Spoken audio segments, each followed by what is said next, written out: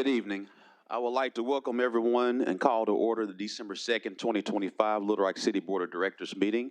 We would like to welcome those in attendance as well as those watching at home or streaming online. Madam Clerk, if you would, please call the roll. Director Miller, Director Richardson, Director Webb, Director Peck, Director Hines, Director Lewis, Director Compuris, Director Phillips, Present. Director Adcock, Vice Mayor Wyrick, Mayor Scott. Present. We'll now ask our city attorney to provide the invocation. Please join me. This is a season of light. It's a season where houses are decorated with lights because of holidays and because of rites. It's a season where some religions light candles one at a time for consecutive nights. It's a season also when things greatly important happen late at night, where there really aren't a lot of lights and it's dark.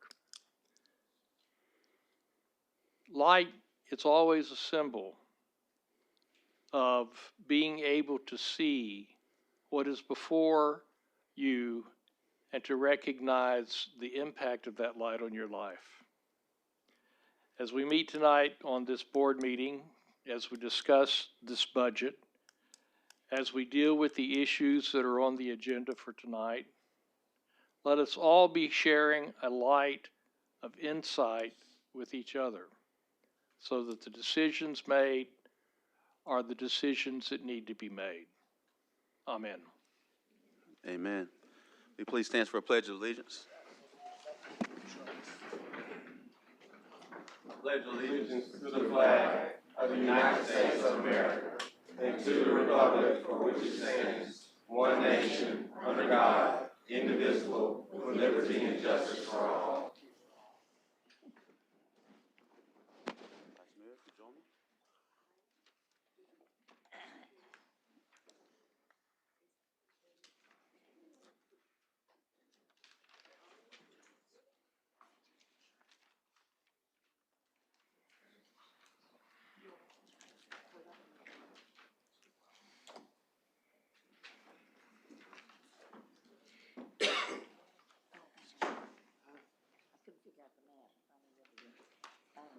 Members of the City Board, we're going to recognize World's AIDS Day. I'll ask those members of the World AIDS Committee to join us if they would like.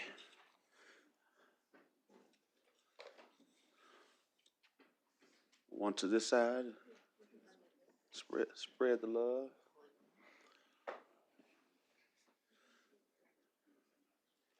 You fine right there? All right, good deal. All right.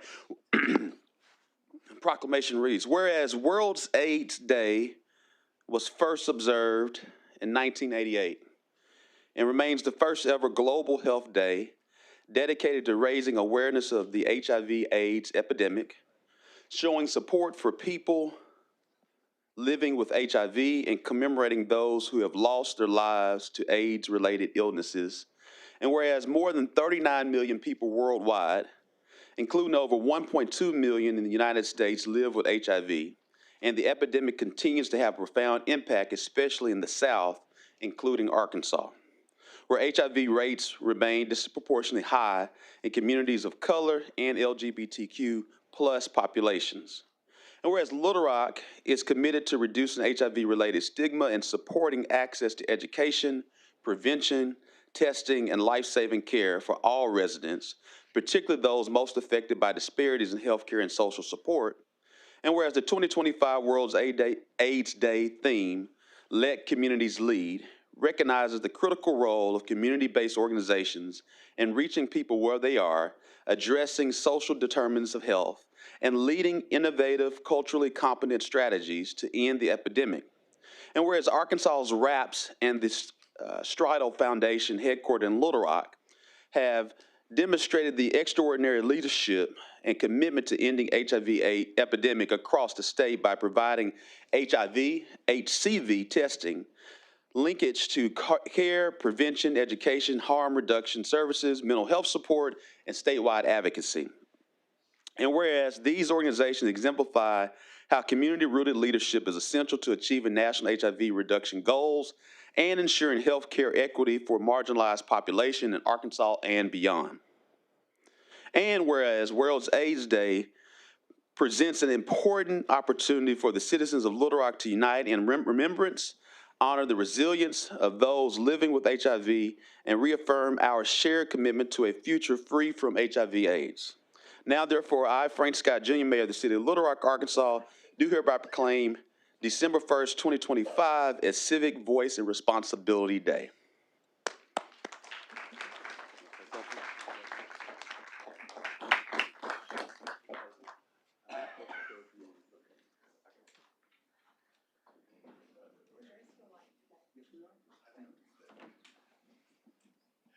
Thank you very much for this opportunity to speak to you this evening.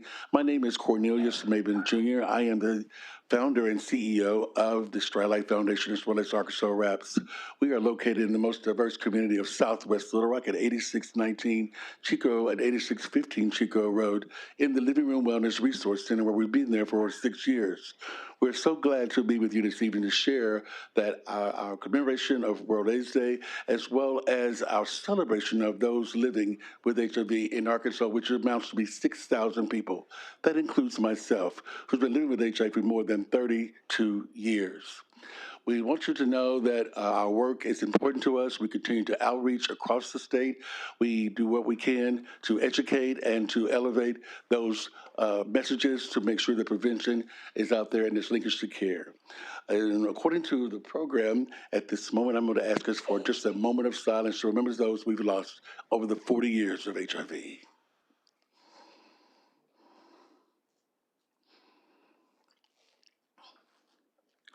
Thank you for your attention to this. I appreciate you. And please come and visit us again at 8619, 8615 Chico Road in Southwest Little Rock. We're the Arkansas Raps and the Strilight Foundation. Thank you for your opportunity to speak to you this evening.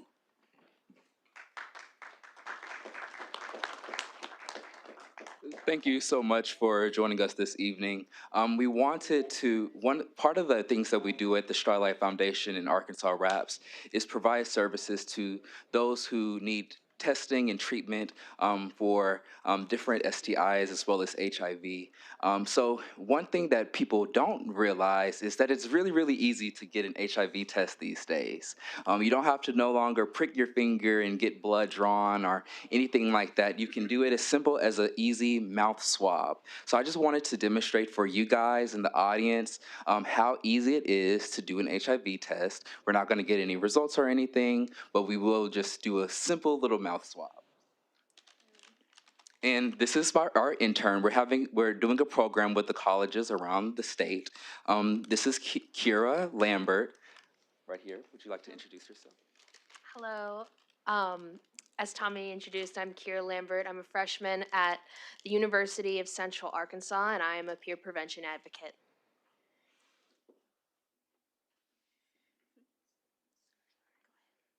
Hello, my name is Karaya Woods. I am a junior majoring in biology at Philander Smith University, and I am a peer prevention advocate.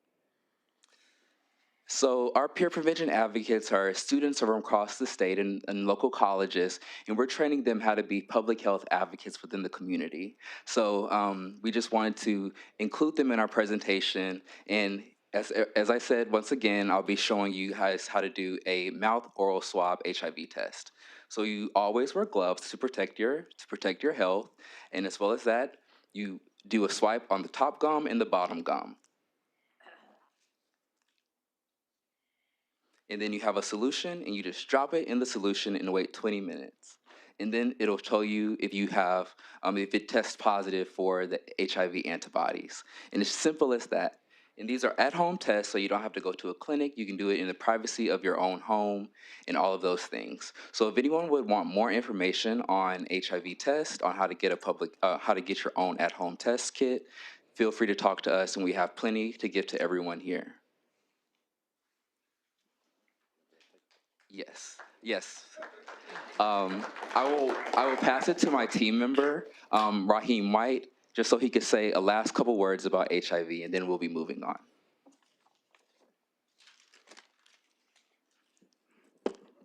All right, members of City Council, community leaders, thank you for allowing Arkansas Raps here today to speak in front of you. As part of our week-long celebration of World AIDS Day, we present ourselves before you today to talk about how the face of HIV and STIs are changing in Arkansas and how we must act now. As Tommy said, my name is Raheem White. I am a community health coordinator for Arkansas Raps and the Strilight Foundation.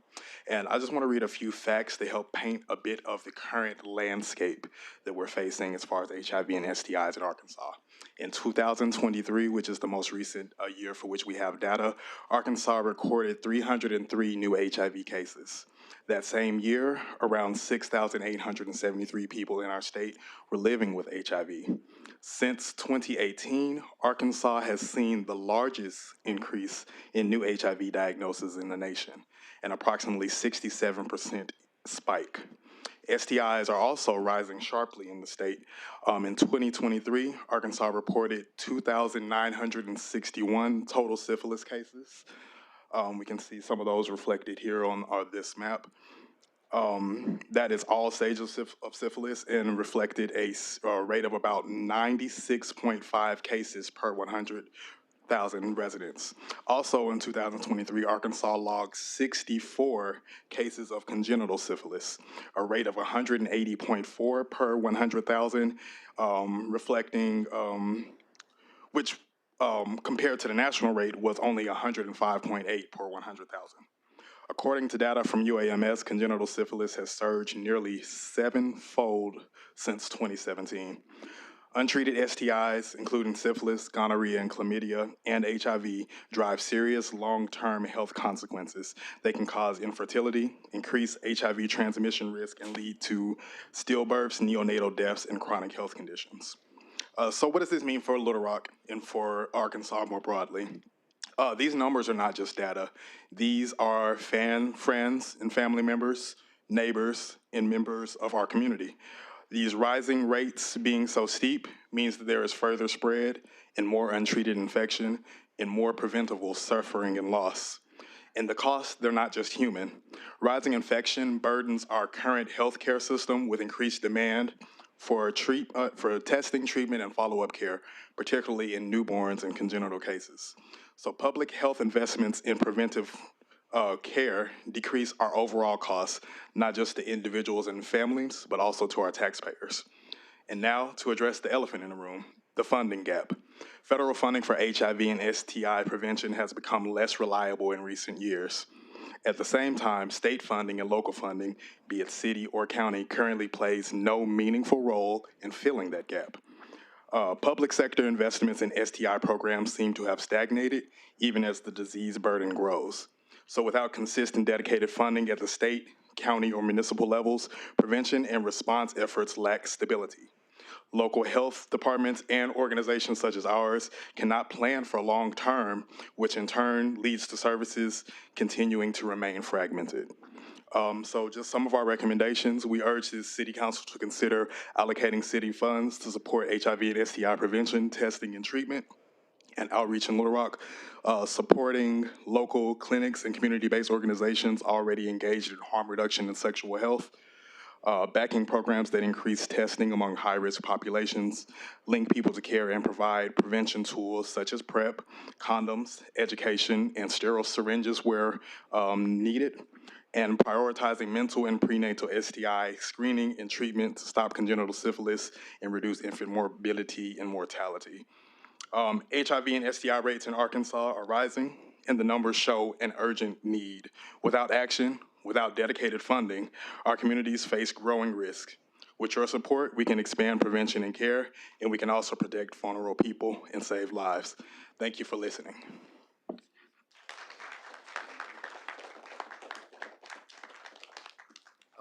You got some more? I was just going to say thank you guys for listening to us. Sorry, I thought you were.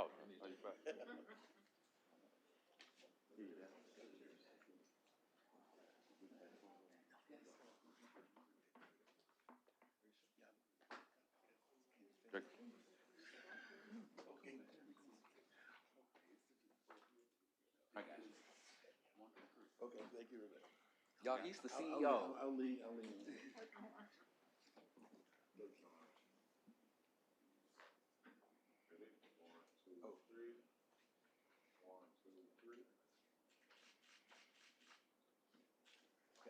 Thank you much. Thank you. All right, thank you, sir. Appreciate you, man. You did a great job.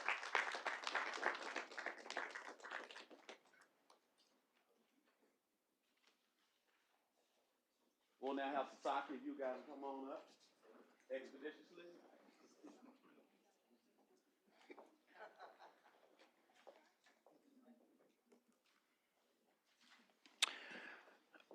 Good evening, Mayor, Vice Mayor, members of the board, City Manager. I'm excited to be able to announce that we have come to the completion of an outstanding master plan for the 30 Crossing. We have Sasaki, an international firm here, who has partnered with others locally here to finalize this plan. And this is a short version. I welcome all of y'all to come, or invite all of y'all to come to the full presentation tomorrow night at Kyle's Library on the 5th floor. So I'd like to introduce Sasaki. This is Daniel Church and Chris Harding, who I've been working with for over a year on the project, and excited for y'all to be able to see this. 6:30 is the opening of the doors, and the presentation's at 7. Thank you, Dean. Hey, good evening, everybody. Thank you so much for giving us the opportunity to speak to you all. Once again, I'm Daniel Church. I think the last time I was talking to you all was about a year ago as we were concluding the downtown master planning process. I'm excited to be back in Little Rock. I'm a Little Rock native, so it's always really wonderful to be home. Next slide. Oh, wonderful. Where do I point?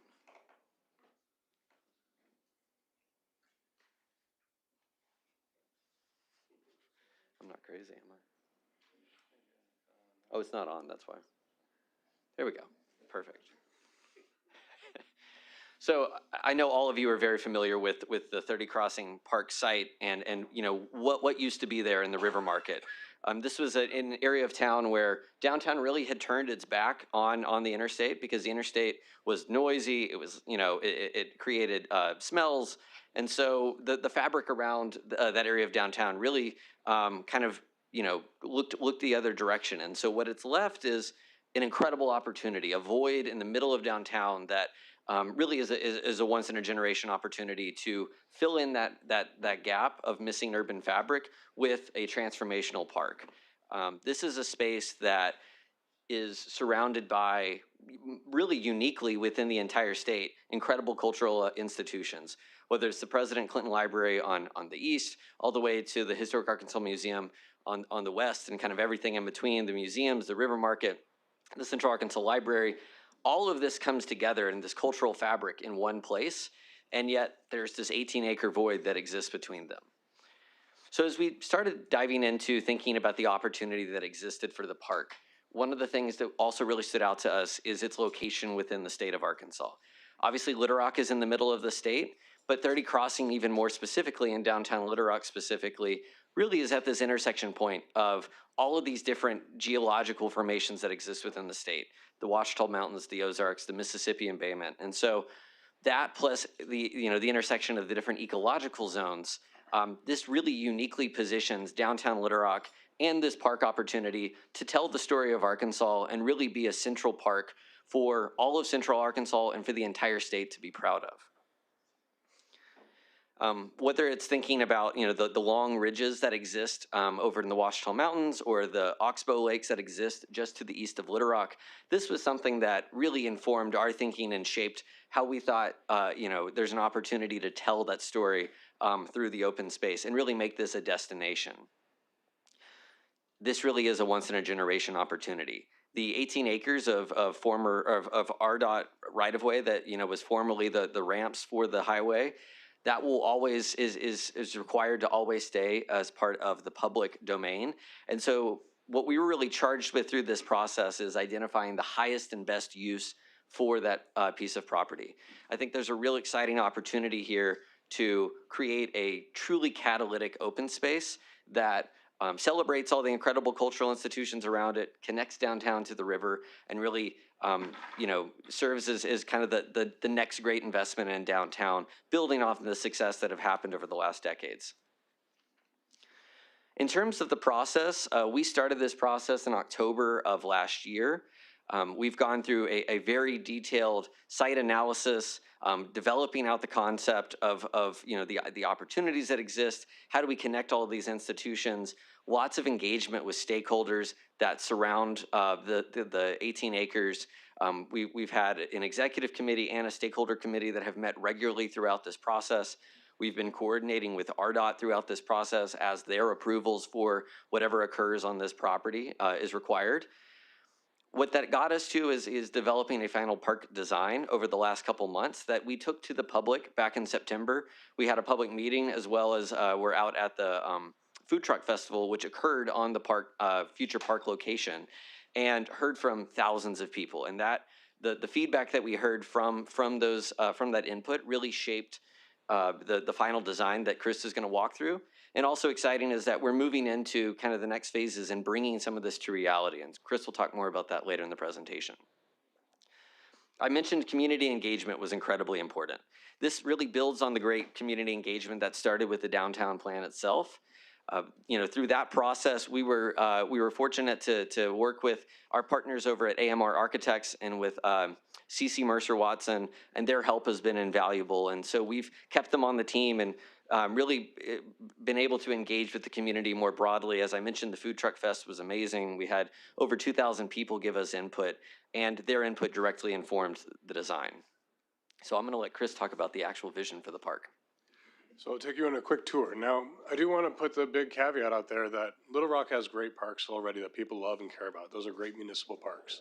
What we're talking about here is not a typical municipal park, but this is an urban destination park that's designed to be an economic development tool focused on recreation, wellness, and exposure to nature. And the final design really focuses on integrating into the urban fabric so that we're kind of filling in this missing piece between the Clinton Library grounds and the Riverfront Park to have a larger central park that is woven into the business district with spaces for sports, for recreation, for nature, and for celebration of heritage. Now, the 18 acres of RDOT right-of-way, we are expanding and using some of the city land that's adjacent to that to create a 24 acres that's currently underused, focused on ecology, culture, and recreation. Now, 18 acres is not a lot of space for infrastructure, for transportation infrastructure, but it is a lot of space for people and a people-scaled programs. We're also repairing some of the links and connectivity across the city. So it's repairing and enhancing the link for the Arkansas River Trail, but also creating a river link that goes down to MacArthur Park, and then having a new cultural trail that connects the Ham to the Clinton Library. So as we go into the park, we have the Civic Greenway, an urban living room. We can have indigenous heritage gardens. We can have horticultural heritage gardens, places in the shade, places for people to rest. And we can have landscapes that are inspired by the Ouachita Mountains, telling the stories of those ecologies in the site in a downtown context as a foreshadowing for visitors who are coming to Little Rock for the first time to go out and explore the natural state, but also for folks and kids downtown to understand the natural heritage that they have available to them in their own community. And we want to use those ecosystems as a way of also being performative green infrastructure in the park to treat and filter and clean the stormwater that's captured in the park and the adjacent streetscapes before it's discharged to the Arkansas River. We did learn in the community process that shade is probably the most important thing that anybody cared about, and that it's hot, very hot, even during the Food Truck Festival. If you went to the Food Truck Festival, you see a couple thousand people under the bridge with no, infrastructure in place for them there, just temporary setup for events. So we wanted to bring the recreation and sports to take full advantage of the shade. Now, the bridge is loud, especially during rush hour. So we also see it as an opportunity to use acoustic curtains to create a moment for art, but also to make it a comfortable place for people to occupy. And we have the Discovery Museum, and what a great place to have a destination urban playground for children of all ages and for families to gather and play. And adjacent to the Clinton Library grounds, we envision having a smaller scale event meadow. It can be flexible for day-to-day use and be able to support small concerts to actively curate and program the park. And then as we transition down to the river, we have over 20 feet of grade change. This is a great opportunity to start bringing in rock climbing and physical fitness programs under the bridge that could be potentially curated with Fish and Game to have climbing towers. And then to reimagine the kind of underused cove that's down below the DeWitt to have a river landing, a quay that could be a launching point for paddle sports, but also could be for boaters who maybe fishermen want to go have lunch at River Market. This could be an opportunity for them to do so. So obviously this will have an incredible impact on the lands around the park as well. And what we see is, as we look at these kinds of destination urban parks that Chris was mentioning, they have a truly transformative catalytic impact on development. People want to be near these things. People want to live near them. They want to visit them. So we use that as a starting point to understand, what is the opportunity that exists here?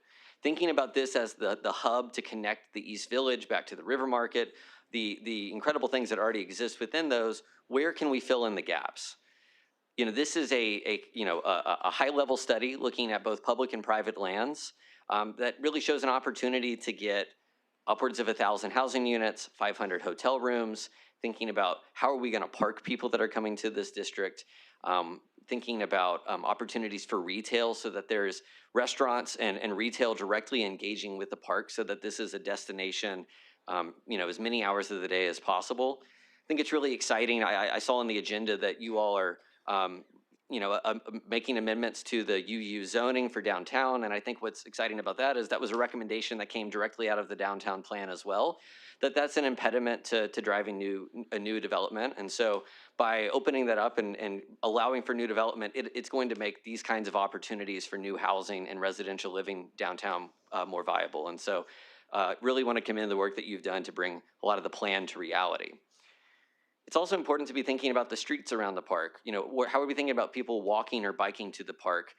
We really focused on a couple of key corridors where investments and improvements on sidewalks and bike lanes is going to be really important.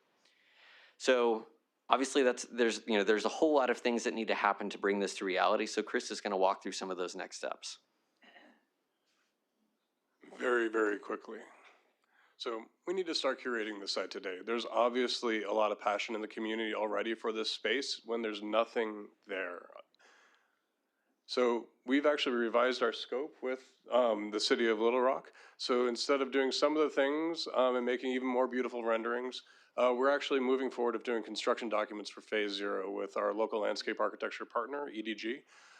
They're going to be moving forward with full technical documents, so they have shovel-ready documents by the end of our contract moving forward this winter.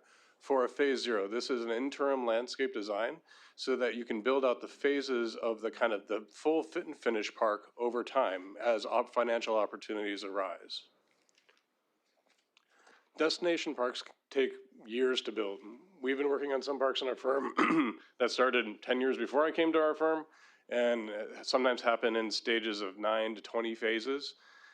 But this is changing downtowns all across the country. These are some examples from some sister cities. They're expensive. These aren't typical municipal or athletic parks. These are civic infrastructure. They're economic development tools. And so they require complex capital stacks. So we've designed the park so that it can be easily phased with discrete programs over time as the opportunities arise in a framework that can be flexible to rise to the occasion.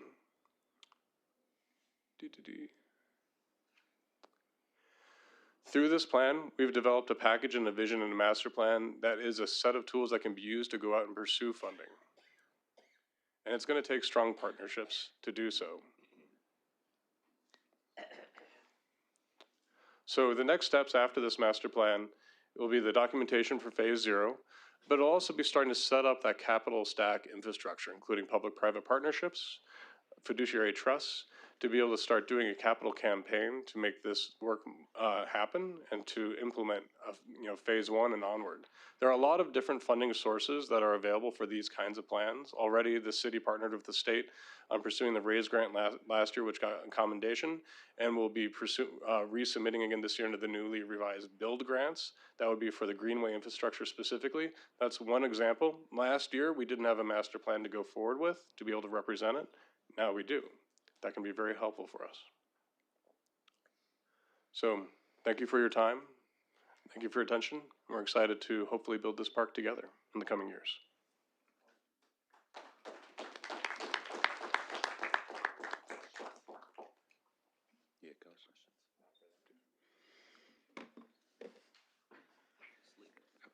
All right, members of the board, we have some modifications to the agenda. Director Hines? Mayor, I ask that M1 be added as a separate item, Resolution 15 be separated, and Ordinance 20 be deferred for 2 weeks.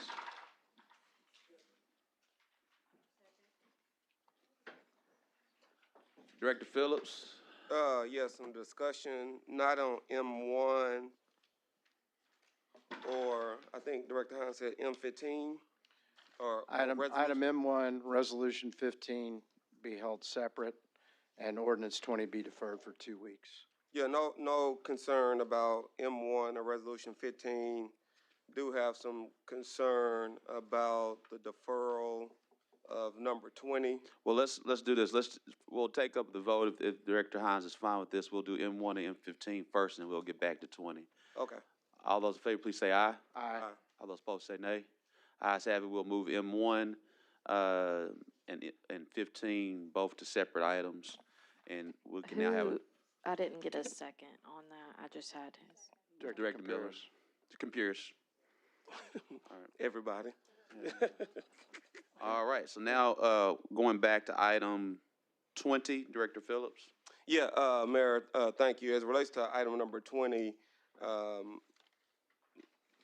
I'm against deferring this for 2 weeks for a number of reasons. One, this is a ordinance that we have worked on literally, and I use the word literally, for over 2 years. So since 2023, there have been multiple meetings with planning staff, community groups, neighbors. Obviously, it's a part of the downtown master plan. You just heard that from the representative of Sasaki, and you see how, and we all know how thorough they are in engaging communities, agencies, and neighbors. We as a board voted and adopted the master plan, which this was a part of. We voted and financed the master plan that we just heard a little bit about. And this is a step to creating the downtown master plan that we all agreed to. There's no cost to the city, but will help create opportunities for developers to bring more residents into our downtown core, which is one of the tenets of the master plan. We've received emails today from members of the chamber, Downtown Partnership, a couple of neighbors in support of this. To me, this is a no-brainer. This was on the agenda last week without much fanfare. I understand there was a question raised today about it as an attempt to delay it. Personally, as a member of this board, and I know I've heard this from constituents in our city, we move too slow. We gotta make decisions and get things done. So there is a paralysis that happens at city government. It shouldn't even take 2 years to get to this point, but it did. And we're here, and it's ready to be voted on. And now, because there was one email sent, we got to slow down this process that's been in place for 2 years. I think that's not a good use of our resources. I don't think that's sending a good message to our citizens about us moving forward with the downtown master plan. So I'm voting no on deferring this, and I hope my colleagues will join me in voting no so we can move forward in implementing this plan that we pay for and that our citizens want. Thank you, Mayor. Director Capirs. I still have comment on that. I'll come back. Just going in order. Director Capirs. You're not? All right. Director Hines. What? You didn't make it ready. Oh, press it now. I'm sorry. Press it one more time. Just leave it alone. Yeah. There you go. I'm old.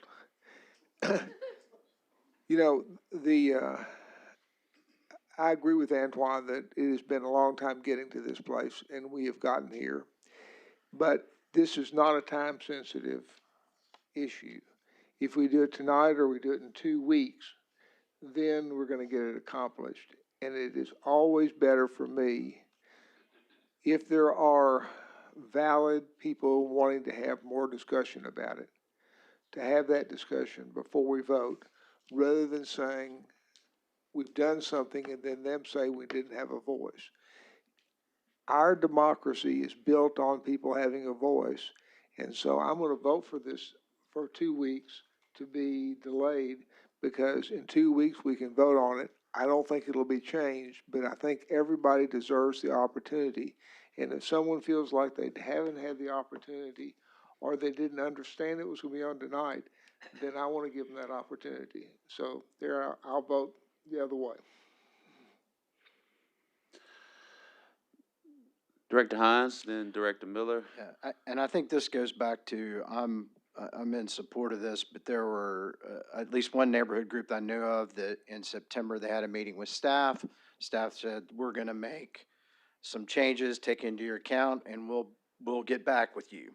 Getting back with them is not putting it on our agenda the Tuesday before Thanksgiving holiday and thinking that's engagement. And that's where I stand on this. That's why I've asked for the deferral, so that staff can meet with this one particular neighborhood group to answer some very specific questions that are important to property owners and residents of this corridor. Director Hines, just so I'm aware, because I know staff met with a few different neighborhood groups. Which neighborhood group are you saying that they didn't get back to, just so I can address? I guess the folks in the 303rd Tower and Market Tower. They did not meet with them, or That's my understanding. staff? Brad, if you'll come up, because that's news. That's news to me. I want to address that if they didn't meet back with them, but I'm pretty certain that Chief Helton and Director Miller met with that group. Yes, sir. We met with the folks at 303rd Tower. How many times? We met with them once. Okay. And there was no commitment to get back to them with the changes before it went on our agenda? We during the meeting, and Director Miller was there, and you can vouch for this. We said we were going to try to get this done by the end of the year, and they had valid concerns. And from that meeting itself, we changed the requirement for the height, and we added a section in there where it wasn't by right, that it would be a conditional use. So everything else we left the same. There was nothing that was changed from when we met with them. The only thing we changed was what they asked us to change. So I just want, yeah. But there was no and I'm just saying there's no subsequent meeting, and it's been expressed to me that they still had some questions. So that, I'm not gonna sit up here and debate, and since I wasn't in the room, with staff, in 2 weeks, we still get it passed by the end of the year, Mayor. That's all I'm saying. I would rather defer an abundance of caution to make sure that voices are heard. I just would still prefer to defer for 2 weeks. We still get it done by the end of the year per your schedule. Director Miller? Thank you, Mayor. Thank you for this opportunity. I was at that meeting in September. Staff was there. They presented to the whole group that was there, and they answered questions. They made modifications that I saw in this. I'm like Director Phillips. We've been working on this for, as Sasaki said, for over a year. What's going to change in 2 weeks? Somebody says, well, I don't like it. So we're going to kick it down the curve again. I think we owe it to our citizens to move forward with this. We paid $700-something thousand for a master plan that we've been working on. It was in good faith. We've done this. We've adopted this. I don't see why we should wait another 2 weeks to do this. I'm not in favor of voting to defer this. I think we owe it to the citizens to have a vote on this and to get this thing done, just based on everything that we have done, everything that we've promised, the money that we have spent, the modifications that staff has done. Our staff has come under attack on this, and I don't think it's justified. They have tried to work with everybody in this, and because, I mean, the quite frankly, I just think maybe some people at some of these high rises are concerned about the views that they have. They don't want their views blocked if there's some development that's going to go on that could block views that they have. When you bought a condominium, you wasn't guaranteed that you'd have a view. That's not how this works. You don't have an easement for that. We've been saying over and over again that we need more development downtown. We need more residents downtown. When you look at cities that are mature, they're high rises. Some views are blocked.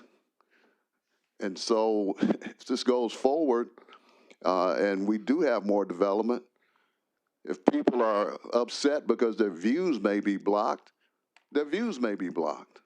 That's just part of living downtown.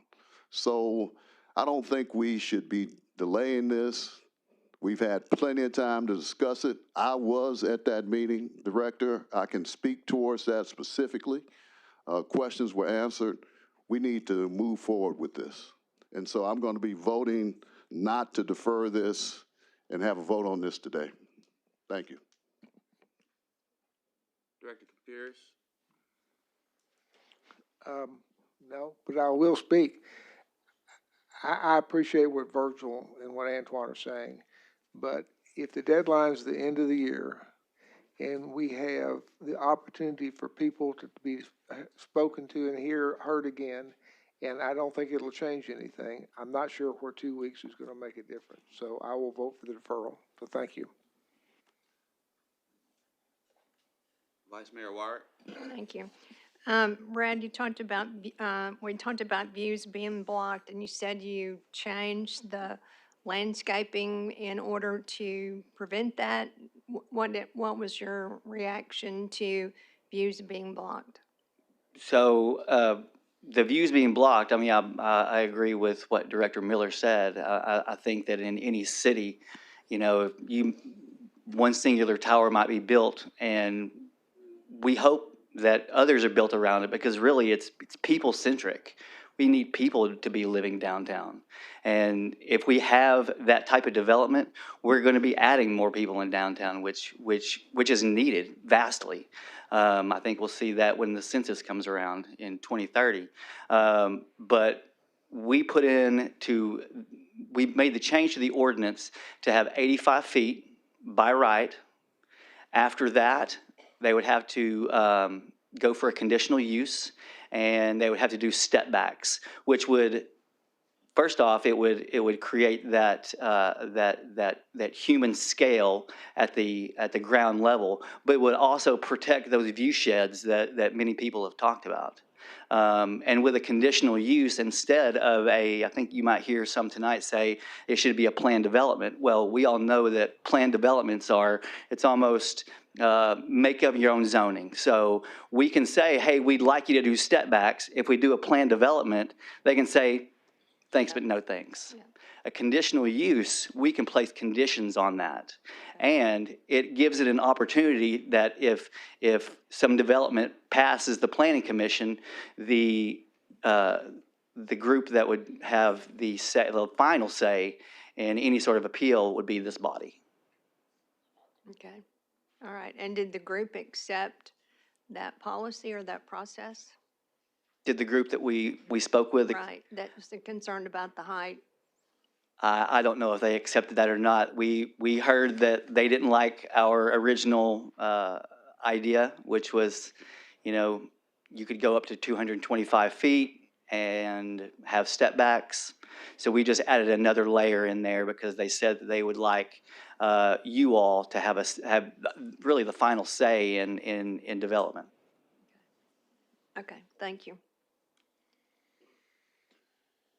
Director Phillips, then Director Hines. Yeah, Mayor, two last things, and I just want to make sure that we're crystal clear on this from what Brad just said.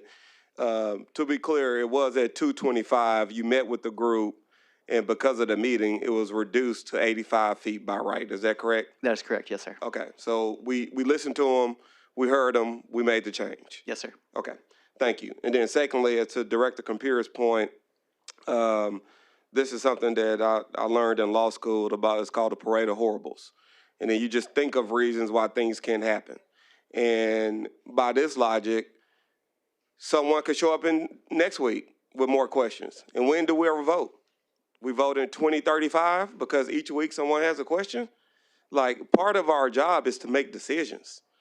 And we got elected to make decisions. So it's time to make the decision. So I reiterate and I ask my colleagues to join me in voting no on this deferral. Director Hines? Thank you again, and as it currently stands, you would not be able to construct any building taller than what already exists in those areas, correct, Brad? Yes, sir. So this is a change to the property rights that those individuals in those towers, when they bought those condominiums, enjoyed essentially. Since they know when they bought those condos, the zoning that existed. So this is a seismic change, and it is something they've enjoyed and partly what they made their buying decisions on. No different than what we hear from neighborhoods in my area when development comes in that's different than what's customary there. And again, I ask, was there a commitment to meet with them again before this was brought to this body? I'm hearing, I haven't heard that, but I have also heard that y'all haven't met with them again. I'm just asking for 2 weeks. I don't think it's unreasonable. We still get it done within a year. I'm not going to delay it again after this.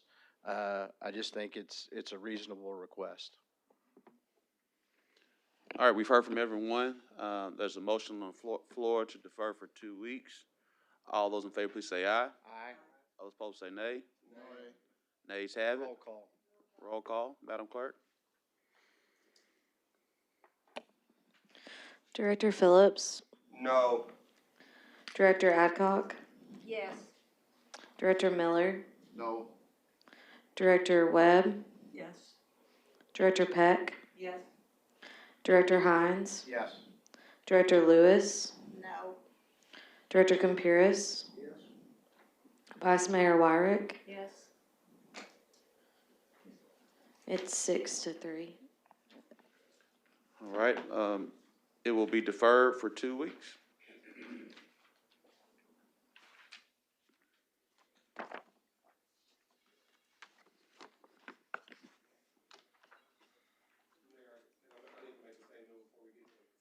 Sure.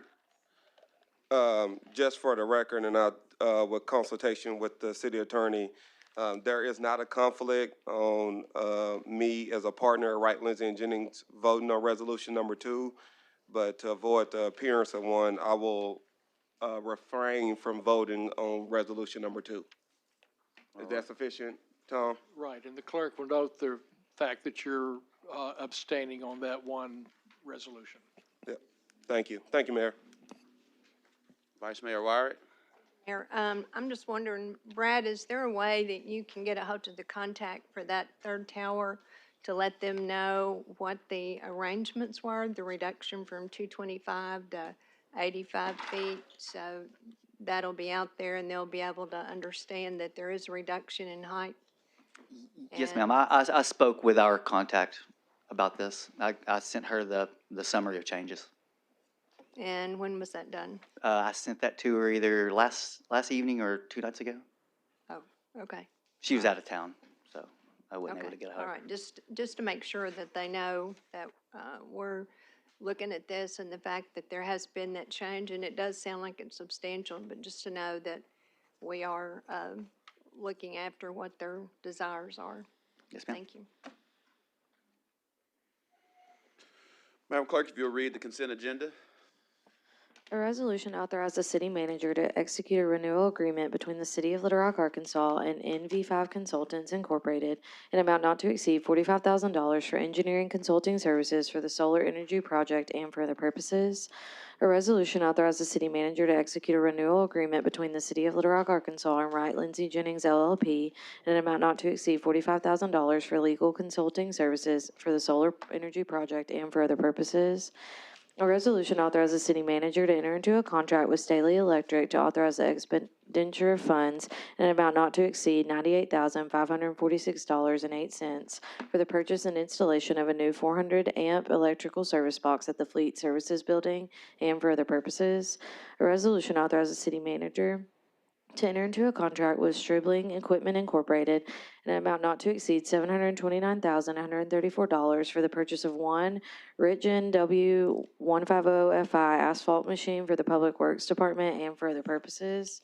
A resolution authorizes the city manager to enter into a contract with Scott Equipment Company in an amount not to exceed $262,610 for the purchase of one Belco excavator model SK210 LCLR with long boom for Public Works Street Department and for other purposes. A resolution authorizes the city manager to enter into a contract with Asphalt Zipper Incorporated in an amount not to exceed $241,814.65 for the purchase of one new asphalt zipper with wheel assist and trailer water system for the Public Works Department and for other purposes. A resolution authorizes the city manager to enter into a contract with Altech Industries Incorporated in an amount not to exceed $203,638 for the purchase of one Altech AT4-1M articulating telescopic aerial device on a 2026 Ford F600 4x4 fully mounted for the Public Works Street Department and for other purposes. A resolution authorizes the city manager to enter into a contract with Altech Industries Incorporated in an amount not to exceed $198,937 for the purchase of one bucket truck with chipper bed for Public Works Street Department and for other purposes. A resolution authorizes the city manager to enter into a contract with Rush Trucker Center in an amount not to exceed $949,725.36 for the purchase of four 2026 International 12-yard dump trucks with snow hydraulics for the Public Works Department and for other purposes. A resolution authorizes the city manager to enter into a contract with J.A. Riggs to approve the expenditure of funds in an amount not to exceed $130,134.71 for the purchase of one Caterpillar Model 420 4AEM backhoe loader for the Public Works Street Department and for other purposes.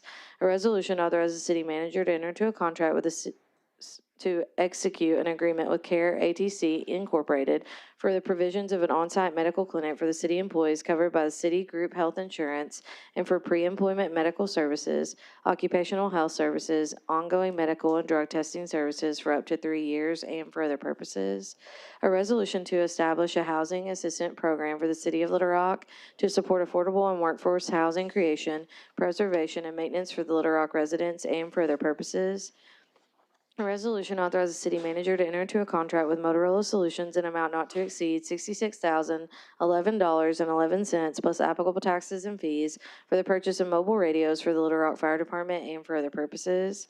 A resolution is set December 16, 2025 at 6 p.m. as the date and time for a public hearing to consider amending the City of Little Rock's 2023, 2024, and 2025 annual action plans to include facility-based housing capital development activities and to amend the sources and uses of 2023, 2024, and 2025 HOPWA funds and for other purposes.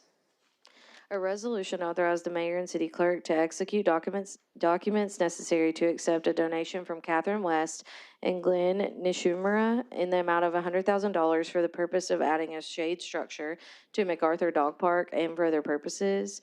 A resolution authorizes the city manager to enter into a contract with D&G Varmint Control in an amount not to exceed $87,625 plus applicable taxes and fees for the removal of bats and squirrels from Fire Station Number 10 and for other purposes. A resolution authorizes the mayor and city clerk to execute any documents necessary to deed property from the city of Little Rock to the state of Arkansas and for other purposes. A resolution authorizes the city manager to enter into a contract with Enterprise Fleet Management Incorporated in an amount not to exceed $308,785.96 plus applicable taxes and fees to lease 40 vehicles for a period of 1 year for use by the Little Rock Police Department and for other purposes. That concludes the consent agenda. There's a motion and second. All those in favor, please say aye. Aye. All those opposed say nay. Ayes have it. Before we go to, Let the record reflect that Director Phillips abstained on item number 2. thank you so much. Director Adcock, before we go to citizens communication, did you have? What? Your hand was up. Taken. It's down now. All right. Stephen Hairston. Hairston. Mr. Stephen Hairston. Good evening, ladies and gentlemen. My name is Stephen Hairston. I'm a resident here in downtown Little Rock. And I think we can all agree that the Broadway Bridge is a very beautiful bridge and a landmark of Little Rock. And I use it on a very regular basis, the pedestrian bridge here. And the level of cleanliness on the pedestrian bridge is to a not acceptable degree. There's trash, broken glass, and debris all over. And I'm aware that Arkansas Department of Transportation is the one responsible for maintaining it, but it does not seem that they are upholding that responsibility.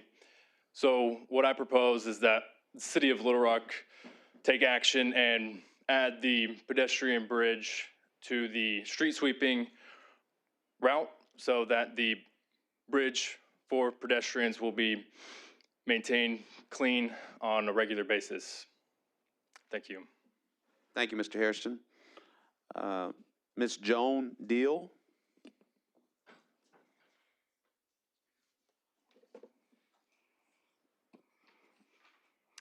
Good evening, Mayor Scott, Vice Mayor Wyrick, and directors. My name is Joan Deal, and I am a commissioner and the secretary of the Age-Friendly Little Rock Commission. I stand before you tonight to bring two items to your attention. The first is a letter that our commission sent to you back in early October concerning the impact of the passage of Act 505, which eliminates virtual meeting options for boards and commissions statewide. In that letter, we detailed 3 concerns and outlined 3 requirements that you, our City Board of Directors, could take in response. We believe that this approach honors the requirements of the state law and the spirit of federal accessibility standards. Seniors and individuals with disabilities must not be unintentionally excluded from civic participation. Tonight, I am requesting that you provide a response to the Age-Friendly Little Rock Commission on the status of our request. We will be reviewing our bylaws in early 2026, and it would be very helpful to have guidance from this board on those issues. The second item is that of community feedback that we received at our commission meeting last month. The Age-Friendly Little Rock Commission operates under the auspices of the Little Rock Parks and Recreation Department and meets monthly at the West Central Community Center. At our meeting on November 20th, 9 Little Rock residents, all participants in the senior programs at the center, shared with us their praise for center staff and their frustrations with the current level of abilities available to them. They noted that the program is held from 9 a.m. to 1 p.m. during the week and is not available at all during holiday periods. For many, this is the sole source of their social interaction and exercise.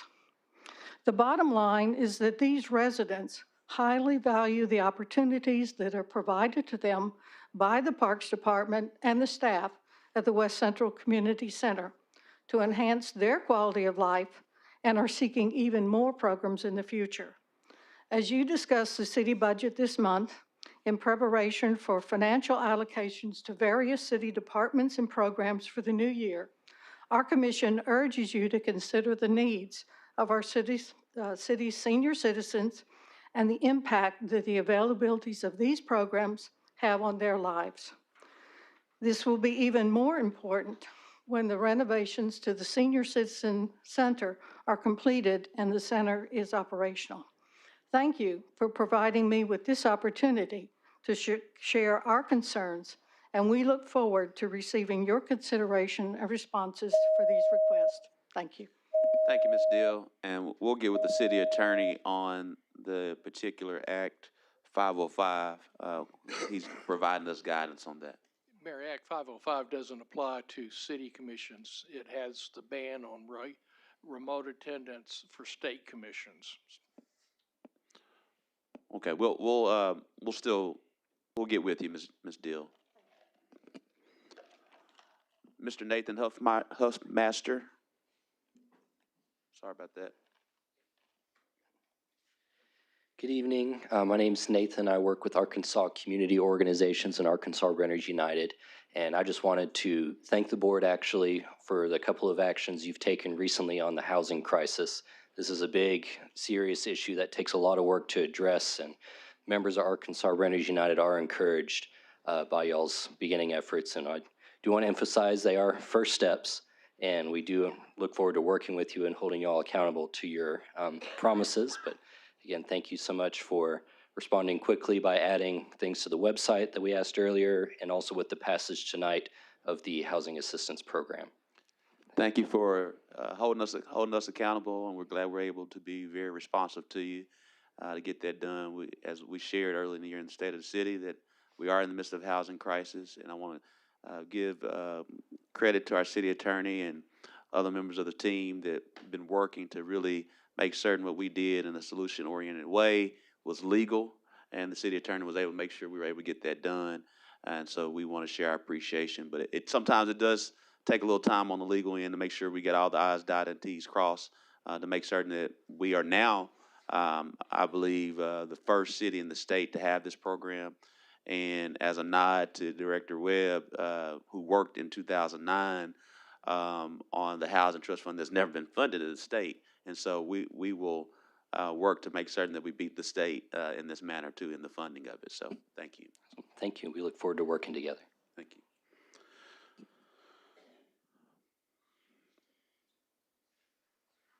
Mr. Perry? Now, Mr. Perry is just you. For right now, we don't get it right. He didn't sign up. No, I'm just joking. Yeah. Good evening, everyone. My name is Carlos Perry, and I work in Public Works. The recent compensation study the city authorized confirmed that many employees in our department are underpaid. It's been over 30 years since a study like this was done, and the results clearly shows where pay needs to be corrected. We understand that not every employee will receive a large increase, but the ones who are truly behind and the ones who work keeps the city operating every day will finally get the adjustment they deserve. At the same time, increase to water and garbage rates are making it harder for city employees to afford to live in the city of Little Rock. Many of us are struggling while still giving our all to service this community. We respectfully ask that the board implement the compensation study and bring employees up to where the data shows they should be. Thank you for the time and consideration. Thank you, Mr. Perry. Thank you. Ms. Norma Huffman?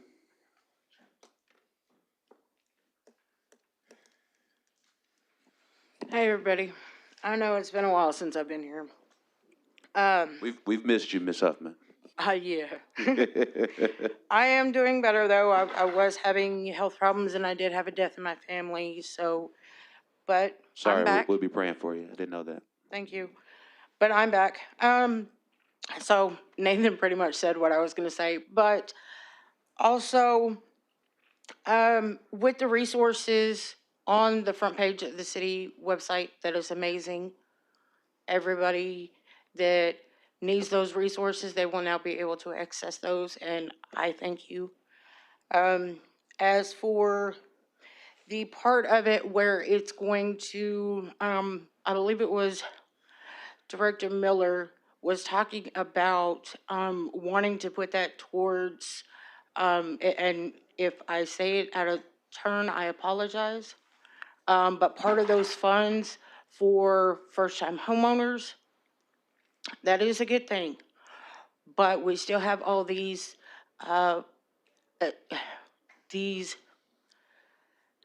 residences that do need upgrades. They do need to be fixed. I just think it would be put better in those instead of so much put into first-time homeowners, because a lot of us, there's no way we can afford a house of our own, even with the city's help. But I do want to thank you guys, and trust me, ACO will definitely keep you guys accountable. Thank you. And before we carry on, I also want to give a shout out to both Directors Miller and Lewis, who helped also guide staff on the ordinance, as well as Director Phillips as well. So I want to make sure those are acknowledged. All right, Mr. George Wise. Thank you, Mayor, Directors. Thank you for providing this opportunity for people to speak. I'm George Wise, and I'm here on behalf of the Arkansas Sierra Club. I want to address concerns about the lack of transparency with a proposed data center at the Little Rock Port.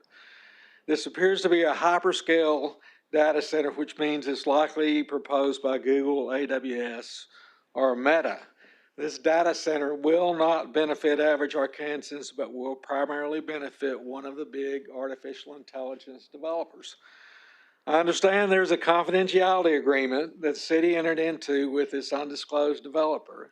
Confidentiality means that the average person, that's regular folks, had no input into this agreement, done before any objection could be made, done without citizen input. When communities are transparent about these data centers, many are being rejected. Recently in Texas, in Arizona, in Wisconsin, when the citizens got to vote on whether a data center was needed or wanted, they were rejected.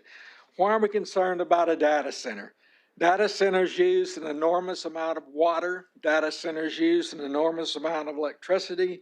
Data centers pollute the air in their operation, and they pollute the water that they discharge polluted water. There's a crisis going on right now in eastern Oregon with some data centers that have polluted the groundwater so severely that there are concerns about women having miscarriages and some rare cancers. Data centers powered by fossil fuels cause illness in adjacent communities. Go over to Memphis and see the Elon Musk data center and talk to the people in that community adjacent to it about the increase in respiratory illness from his gas-powered data center. But the thing I want to address mostly, and it's currently in the news in the Democrat today, is that data centers raise the cost of electricity for all ratepayers.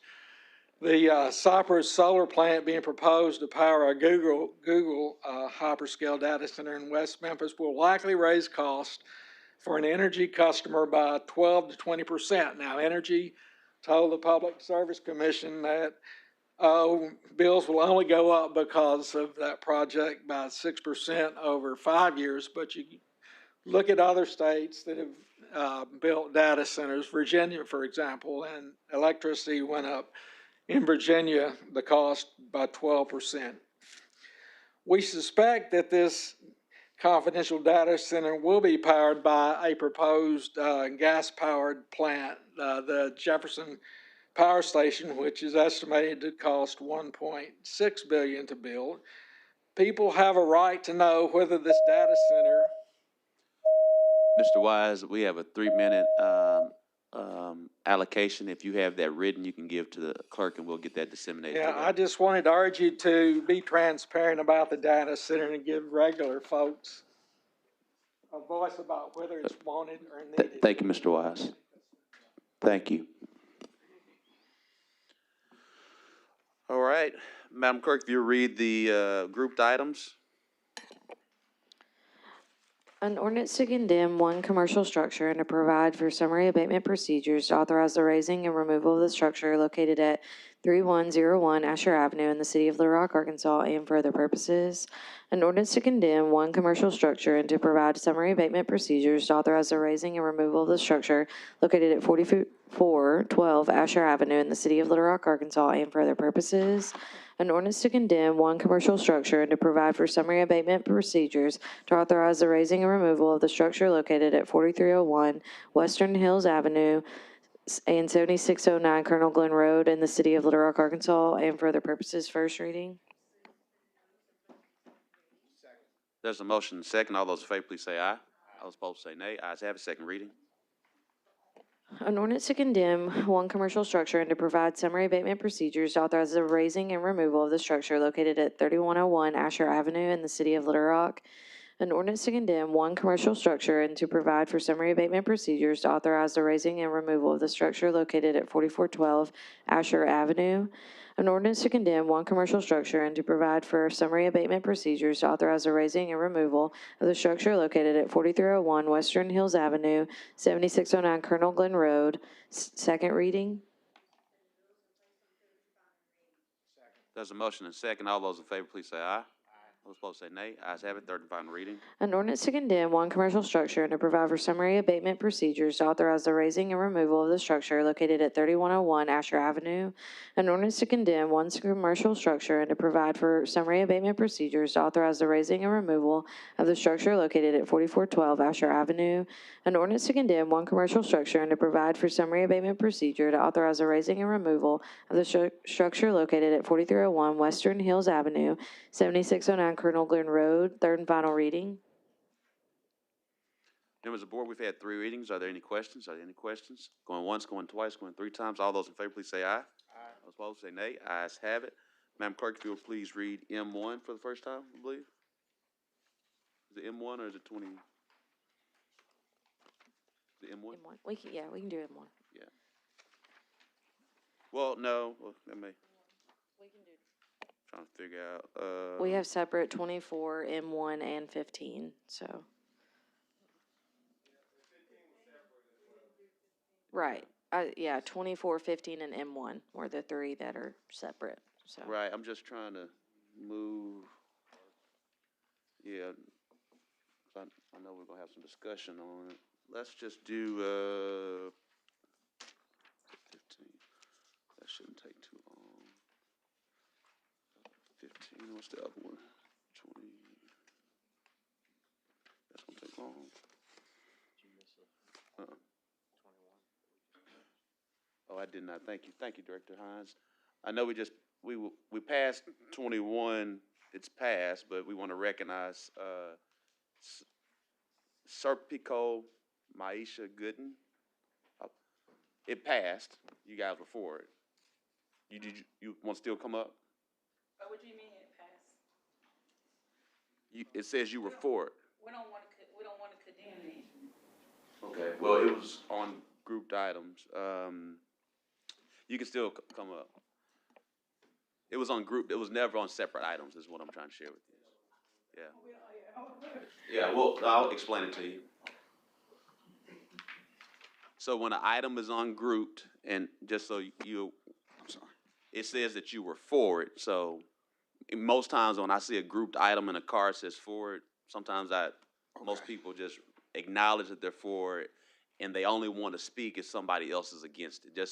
That's just from educational purposes. So when I saw that there was no against, Director Hines showed it to me. I was like, oh, well, they were for it, so it passed. So clearly you guys weren't for it. Was not for it. So that's number one. Secondly, just for purposes, and we'll have Director Howard, if he's still in the back, or Celicia Nichols. Are they in the back, Aaron? All right. They can give you a little bit more information, but just so you're aware, just so you know what happened. Anytime an item has been moved to grouped, it's usually moved to group because staff dotted all his I's, T's crossed on whatever the reason why. And if you wanted to speak against it, you would have wrote against. Clearly, you didn't. And Director Howard is going to come in a little bit more. There's reasons why it was put on the demolition list, and he can kind of explain it a little bit more. And so there's also a process to even appeal this. I want to make sure you're aware of that. And he can talk to you about that process to appeal this action that's just been taken. But it was on grouped items, and so unless there is a card that says that you're against, we would not normally call on you. But since there was a card that just said you're for, we would normally just acknowledge that you were for it. Clearly, you're not for it from that standpoint. But unless there was a reason, Brad, I'm sorry, I said Kevin. Brad, can you talk to them? Yeah, it'll be just better if he's our planning director. He can. There is an appeal process if you guys want to appeal, but just talk to him. Okay, thank you. Of them, ma'am. If you hold on one second. What's the question, Director? If we rescind the vote, can they then talk and then we vote afterwards? Yeah. I mean, what's the procedure, Tom? It's a grouped item, so it's It would be a motion to reconsider the vote by somebody who voted in the majority. I make the motion to reconsider the vote. On number 21. There's a motion and a second. All those in favor, please say aye. Aye. Those opposed say nay. Ayes have it. We've rescinded the vote. Ma'am, you can now speak. Okay. Yes, sir. Go.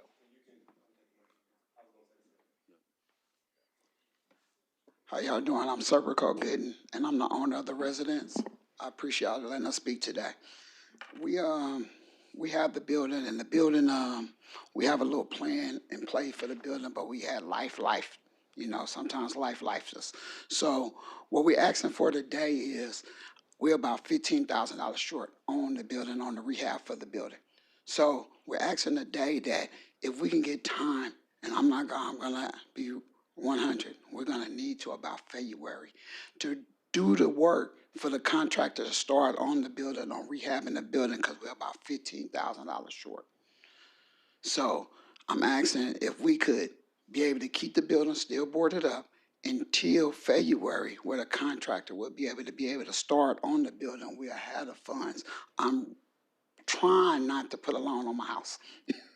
I'm just gonna be 100. So we're just trying to be able to recoup the money that we had already in play for the money. But like I said, life. We had a death of the family. We had to spend that money there. Now we held back up again. So I'm just asking if we can hold off February. We can get going, get the plan in play. I can't give you a plan because the contract don't want to give us a plan because we don't have all the funds that's there needed. We're about $15,000 short.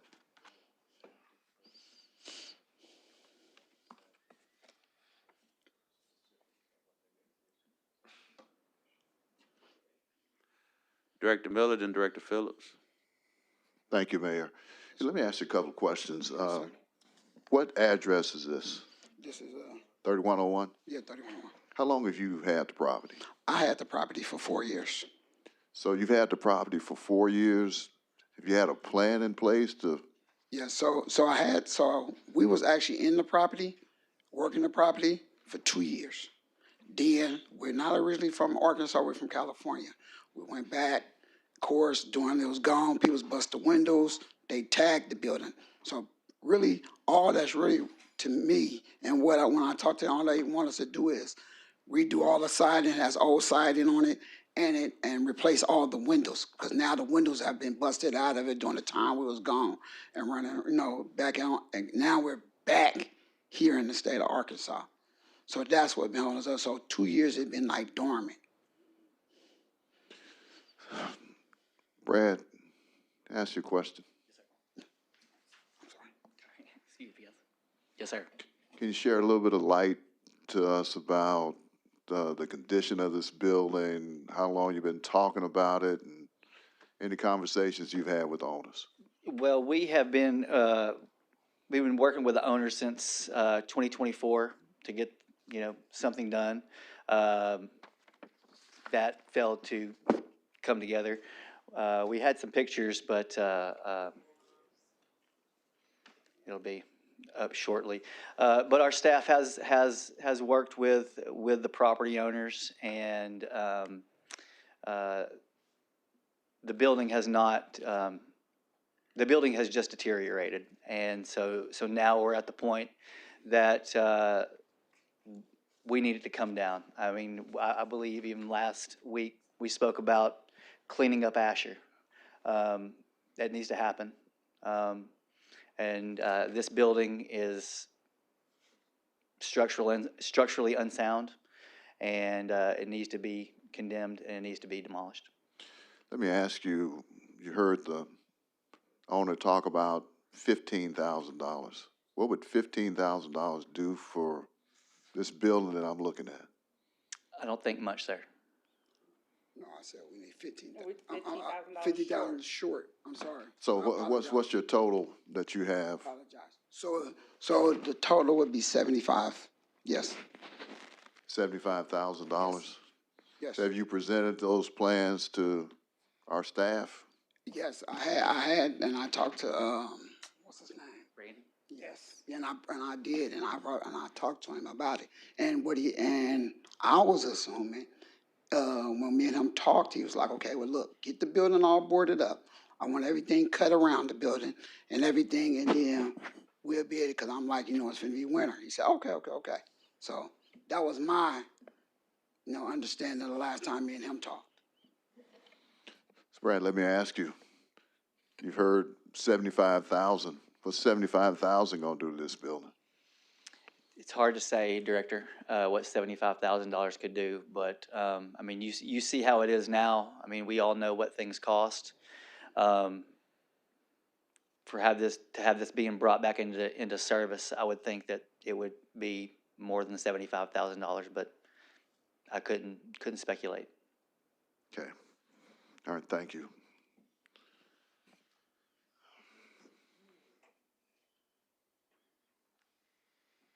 Director Phillips? Thank you, Mayor. I got a question for that. I guess the applicant, then one for the city attorney. I know you said you don't, because of the shortage of funds, you don't have a plan from the contractor. Did I hear that correctly? Yes.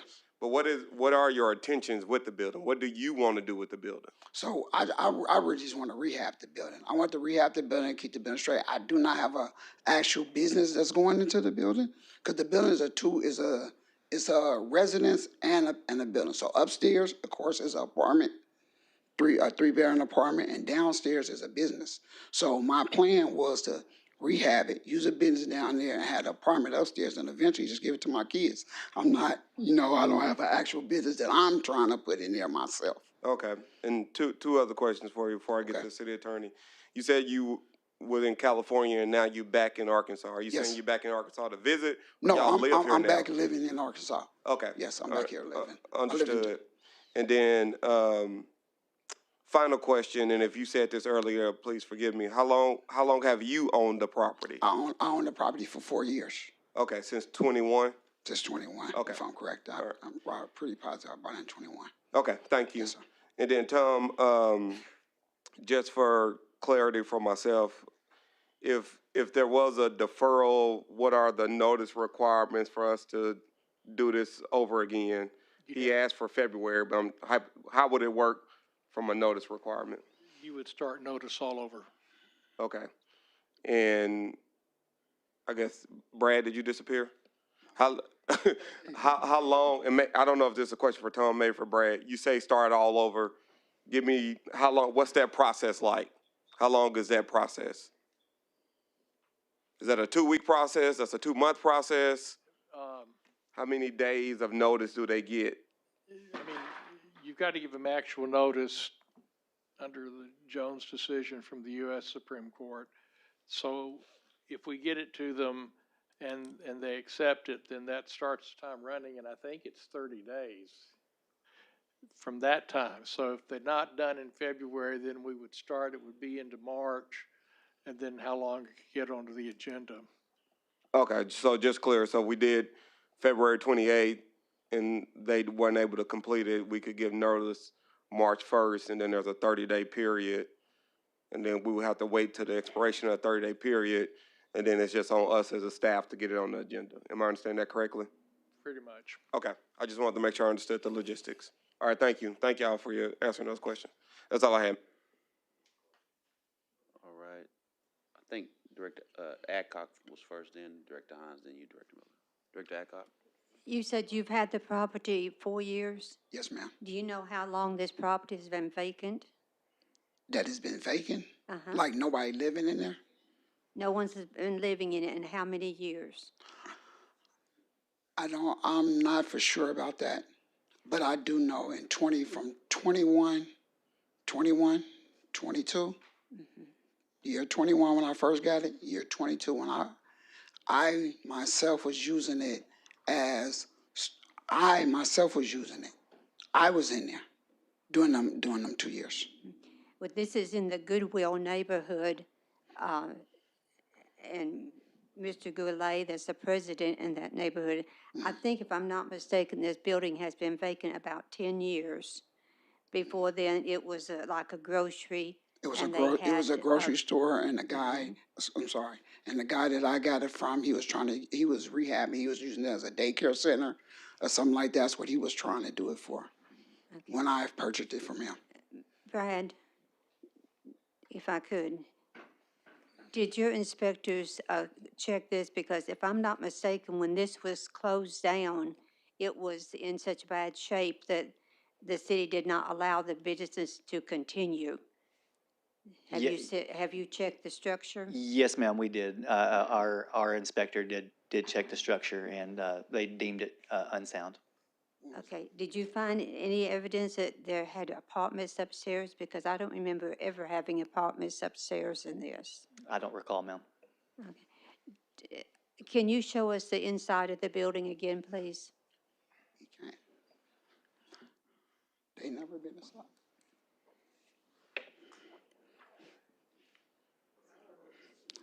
Excuse me, ma'am. They never been inside to inspect that building since I had it. For 4101. The inside of it? It's not, we don't have any photos. They never been in the inside to inspect the Okay. building. They have never been inside to inspect the building since I owned it. Ever.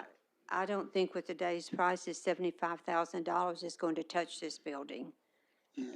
Because as I remember, the last time I was inside of it, which was about 10 or 12 years ago, it was just falling down inside and completely unsafe. No, ma'am. No, ma'am.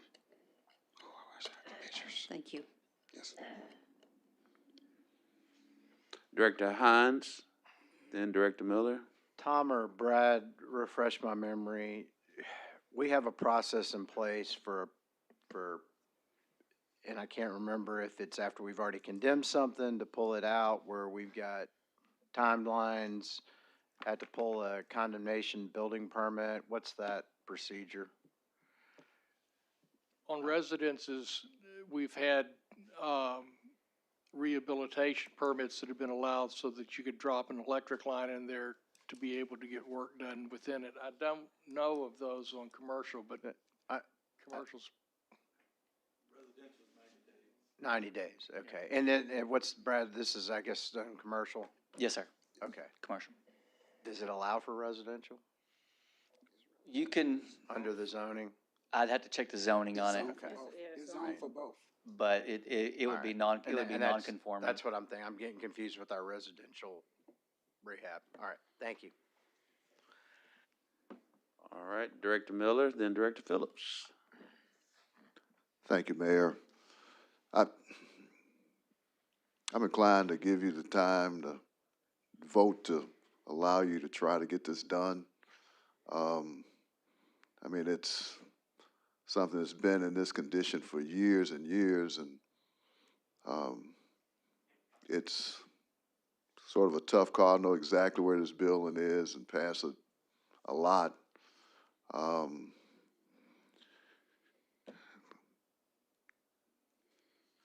I don't think another few months is too much to ask to at least give you an opportunity to try to put your plan together. So I'm going to urge my colleagues to give them an opportunity to do this.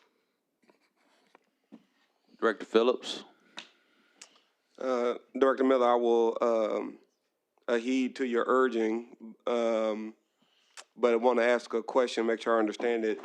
Even if we had voted on this today, and this, I don't know if it's for Brad or Tom, there's still some lag time. It's not like we vote today, it get raised tomorrow, right? You still have to send it out for bid for. Put it out for bid, it's typically 30 days at a minimum. Okay, can you approach the mic and just explain that process? Yes, sir. It would be 30 days, and then we'd have to do an inspection. If there was asbestos, we would have to remediate that, so it could be extensive. I don't know when this was built, but I would assume that chances are it has asbestos in it. Yep. So with that framework, Director Miller, I agree with your urging to allow these owners to the end of February because it probably would have taken that long anyway to go through that process for y'all to get it done. However, to be clear, you said the end of February, and I just talked about this earlier on a different matter. At some point, as a board, we got to make decisions, right? And I just want y'all to understand that. So in 2.5 months from now, hopefully you're on the way, and we can salute you for bringing some development to Asher. But I want to look you in the eye and say, if it's not, then my vote will be different in February. Mayor, if the applicant was to ask the board to defer this until the first meeting in March, and it's either fixed or it's not, the board could do that, and that would preclude having to go through the notice process again. Good idea. But they have to request. I would, I'd be okay with that. He just requested it. All right. He requested it. What's the motion? Let's come on. The motion will be. No. Director Miller, we heard you. Per what Mr. Serpico gave the motion that was directed from the city attorney. He said yes. Now, Director Miller. Just say motion. Just say. Oh, I'm sorry. Okay, my motion is what Tom said. All right. There's a motion. Second. All those in favor, please say aye. I was supposed to say nay. Ayes have it. It'll be deferred to March. But please listen to what Director Phillips said. Yes, sir. Yes, sir. Yes, sir. All right. I understand. Thank you, and I appreciate y'all listening. We appreciate it. Thank you. All right, thank you. All right, we're gonna try to make this as smooth as we can. Madam Clerk, I'm gonna open the hearing for item 25, and then after 25, we're gonna go to 15, after 15 to 24, and after 24 to 23. Hearing's open, Madam Clerk.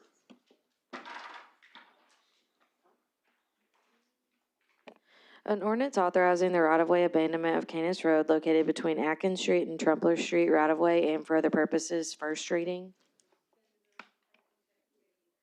There's a motion second. All those in favor, please say aye. Those opposed, say nay. Ayes have it. Second reading. An ordinance authorizing the right-of-way abandonment of Canis Road located between Atkins Street and Trumpler Street right-of-way and for other purposes, second reading.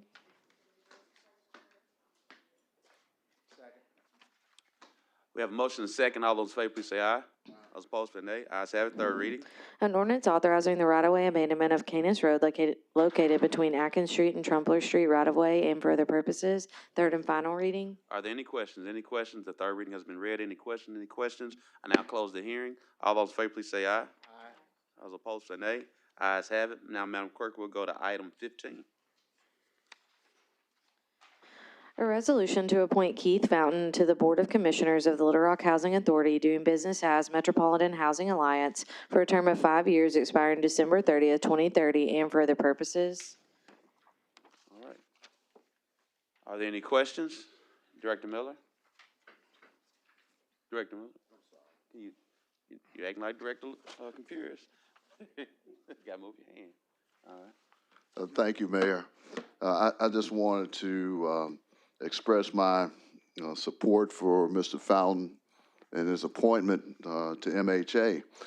What I wanted to also share is that, again, as this board recalls, I was in support of Ms. Buchanan's reappointment to the board.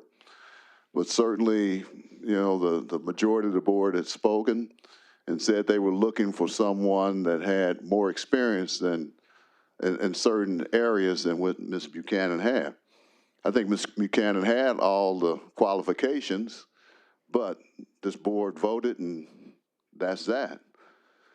Mr. Fountain now is being brought before this board. There was a question about we need someone with banking experience. He has that. There's a question about real estate experience. Mr. Fountain has that. Mr. Fountain also has ownership experience. I believe he's checked all of the dots, all of the boxes that this board has said they wanted. And so at this point, I have to ask the question, if he's not approved by this board, what is this body looking for? When someone's checking all the boxes that you said you wanted, and he's coming before this body, then someone needs to explain to me why he is not qualified, or if people feel like that he is not qualified to get this appointment. We asked the Metropolitan Housing Authority when they came before this body to get their own house in order. They asked the city to make a loan to them. As you know, I supported that. And the majority of the board said, look, we didn't put them in that mess. They need to get out of that. Look what they've done. Look what they've done when Ms. Buchanan was on the board. They have secured a commitment for financing to refinance their debt. They have now been removed from a troubled agency by HUD.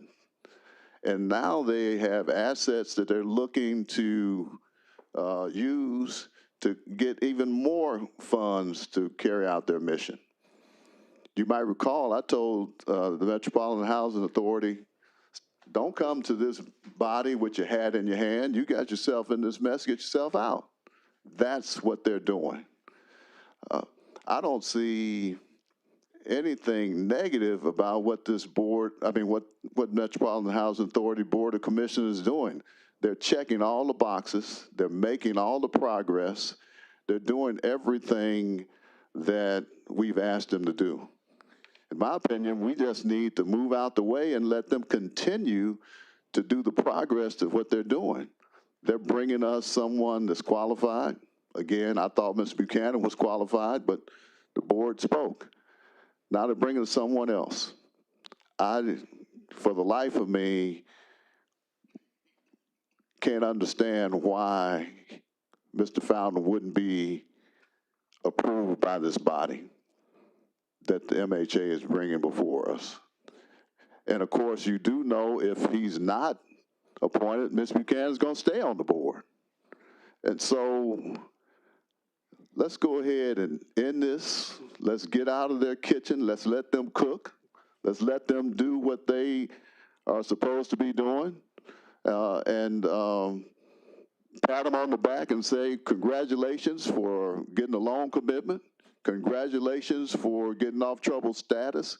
Congratulations for doing the positive work that you're doing now. And let us not hinder their progress. So I'm going to be voting for Mr. Fountain's appointment, and I strongly urge our colleagues to do the same. Thank you. Thank you so much. Director Hines?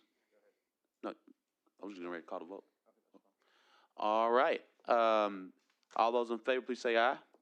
All those opposed, say nay. Nay. Ayes have it.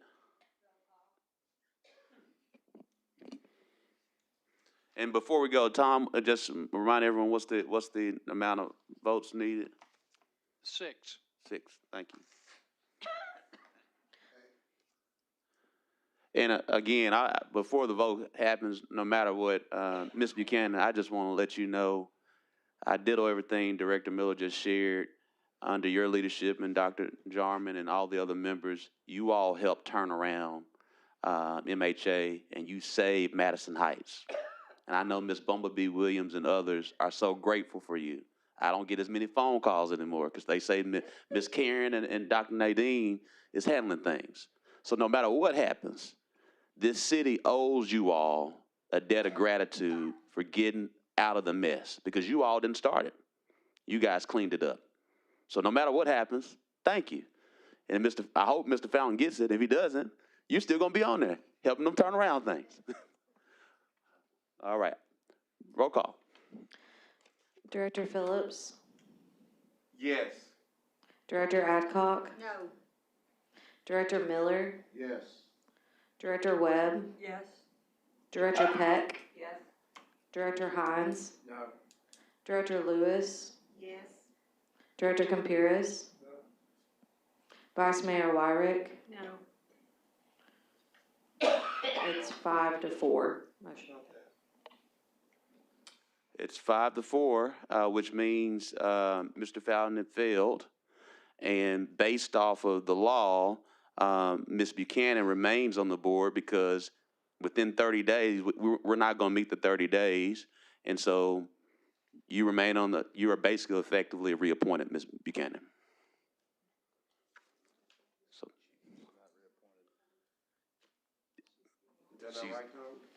Tom, you may want to. Just because they pay us by the comma, she's not actually reappointed, but she continues to serve until a successor is nominated and approved by this board. Right. And and Mr. Fountain, on behalf of this city, I want to apologize. You volunteered. You are a qualified banker, a qualified chairman of one of the up-and-coming banks in People's Trust Bank, I believe. You still may be on the chairman on the board. It's a crying shame that you've been subjected to this, but you're qualified, and we appreciate you. And I say that on behalf of the city of Little Rock. I want you to know that. And Ms. Buchanan, keep turning things around. All right.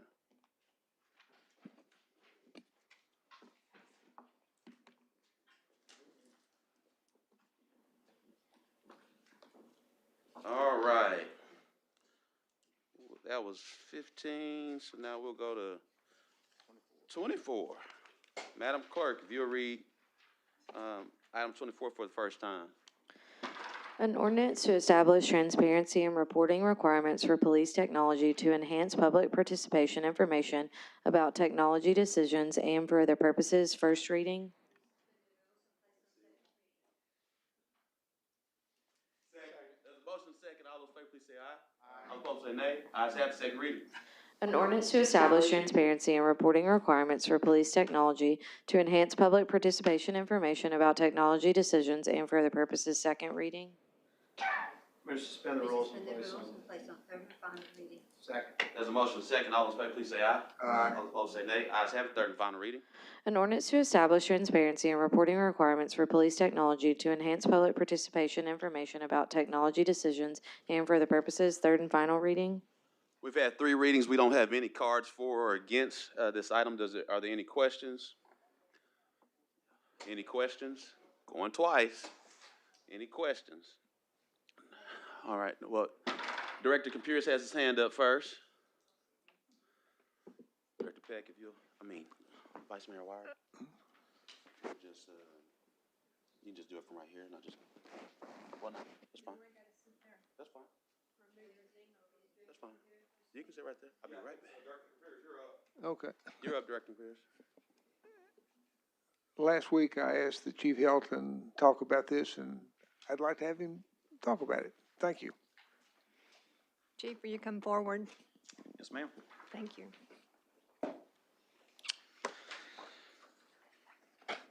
So I've kind of prepared a little bit of a statement in regards to the ordinance, so I'll just read that and then I'll answer any questions that may come of it. And Honorable Mayor Scott, I know I stepped out of the room for a moment, members of the City Board, City Manager Hubbard, and citizens of Little Rock. I appreciate the intent behind Director Phillips's proposed ordinance to strengthen transparency and public engagement. I believe that codifying these practices into law is unnecessary. The Little Rock Police Department is already meeting nearly all the requirements outlined in the proposed ordinance through our existing policies and our accreditation with the Commission on Accreditation for Law Enforcement Agencies, which is commonly known as CLEA. These standards ensure strong oversight of technology, evidence management, and data security. While I do not believe an ordinance is necessary to mandate practices we are already following, I want to be clear. Transparency and community trust remain at the heart of our mission. We will continue to provide information to the public, engage in open dialogue, and demonstrate how technology is used responsibly to protect our city. Our current policies establish foundational protections and operational standards that safeguard both public safety and civil liberties. Technologies employed by the Little Rock Police Department have proven invaluable in solving serious crimes, locating missing persons, and supporting successful prosecutions both in Little Rock and surrounding agencies in Central Arkansas. That said, I fully acknowledge the importance of community trust and the public's demand for transparency. As the Chief of Little Rock Police Department, I remain committed to continuing to meet and exceed CLEA standards, which already require comprehensive oversight of our technology and data management. And let me also note that we are a gold standard agency for CLEA. I'm committed to also hosting quarterly neighborhood meetings, which we've done for a long time, responding to board requests, which we do regularly, and ensuring public understands how technology is used to protect them. I'm committed to providing clear and accessible updates on our technology, our inventory, our effectiveness, and compliance practices. Listening to residents, incorporating feedback, and strengthening relationships through openness and accountability. Several of our technology that we use has come from community engagement that the community has asked us to research and look for. Our mission is to protect the people of Little Rock. To do so effectively, we must maintain clarity in language, efficiency in our operations, and accountability through established standards, not through unnecessary legislation. I strongly support the principles of transparency and trust that underpin it. Trust building within our community is built through ongoing engagement, not just legislation. Little Rock Police Department will continue to uphold these values, not because of a mandate, because they are essential to effective policing and to maintaining the confidence of the community that we serve. And with that, I'll be happy to answer any questions that any of the board may have. All right, Director Peck. Thank you, and Dean, just beat me to the punch, but I wanted to hear from you, Chief, and I agree with everything that you said. I will not be in support of this. I know you're a man of your word. I've spoken to some other people in the LRPD. I have complete confidence and trust in you. I think this is just unnecessary. So thank you for your words and your explanation and your service to the city. Thank you, ma'am. I want to also let the board, I brought this. This is our policies for Little Rock Police Department. There is no other policy manual in the state of Arkansas for any law enforcement agency as thick as ours. There is not another department in the city of Little Rock that has a policy manual as thick as ours. One good thing I like about our policy, and what I want you all to understand, it is a living document. It is constantly being revised. I can tell you next week, this policy book will change. I've got 4 policies that I'm modifying and updating to current standards. Our policies come out of what society's doing, how the laws go, everything like that. Every new piece of technology, any piece of equipment, we always look how it modifies our policy. We consult with legal on matters that we need to consult with our policy. So we're constantly looking to what we're going to do better. How does it make us the tip of the spear, the best agency, that gold standard that our community requires of us? We're not perfect. Obviously, we're not. Look how big this thing is. But it really mandates and keeps us in line what we need to be doing. Like I said, I understand what he's trying to do with it, and I understand what we're trying to do, but we're doing a lot of this already. And a lot of the transparency and thing that the community wants, some of this takes time. It really does. When you look at how we put this message out, my team, give you a couple of good examples. So when this all came up a few months ago, over a year ago, when we started talking about transparency, how do we put that message together? What does that look like? How do we make sure we're putting the right information out there? Because when you're talking about technology, I can overwhelm the system very quickly. So you have to put it in a format where people can understand it. So I tasked my team to go out and figure out what are other agencies doing. Not just one, we look at several. Mid-sized agencies, big agencies, small agencies, to figure out what we're doing. We have 11 different policies right now that solely are dedicated to technology. We are the only agency in the state of Arkansas that has a designated artificial intelligence policy. The city of Little Rock doesn't even have an AI policy, but the police department does. That shows you our commitment to making sure we are doing right in the way we're handling our stuff. And it will continue to grow. It's like I said, living document. We're going to continue to modify and improve it at every chance that we get. And a lot of that comes from our engagement. So we're committed to that. Another thing, I signed off on a deal this past Friday. We all know we have our automated license plate readers, APLRs, or license plate readers that we have through our deal. So, and it's always come up on those. So what I did is, in order to continue to develop our transparency, we are following along with Monroe, Michigan, where they have gotten with Flock, who is our provider for our LPRs, they have a portal, transparency portal is what we're calling it. It doesn't cost anything for us. It's already built into our contract. We've just never used it. But I tasked my team to figure out how can we continue to put more information out there. So we're in the process of developing that open information portal for the community to be able to go in there. And I brought an example for the board to look at, so you kind of see. I apologize for the small font, but because it was very difficult to try to get it all on screen.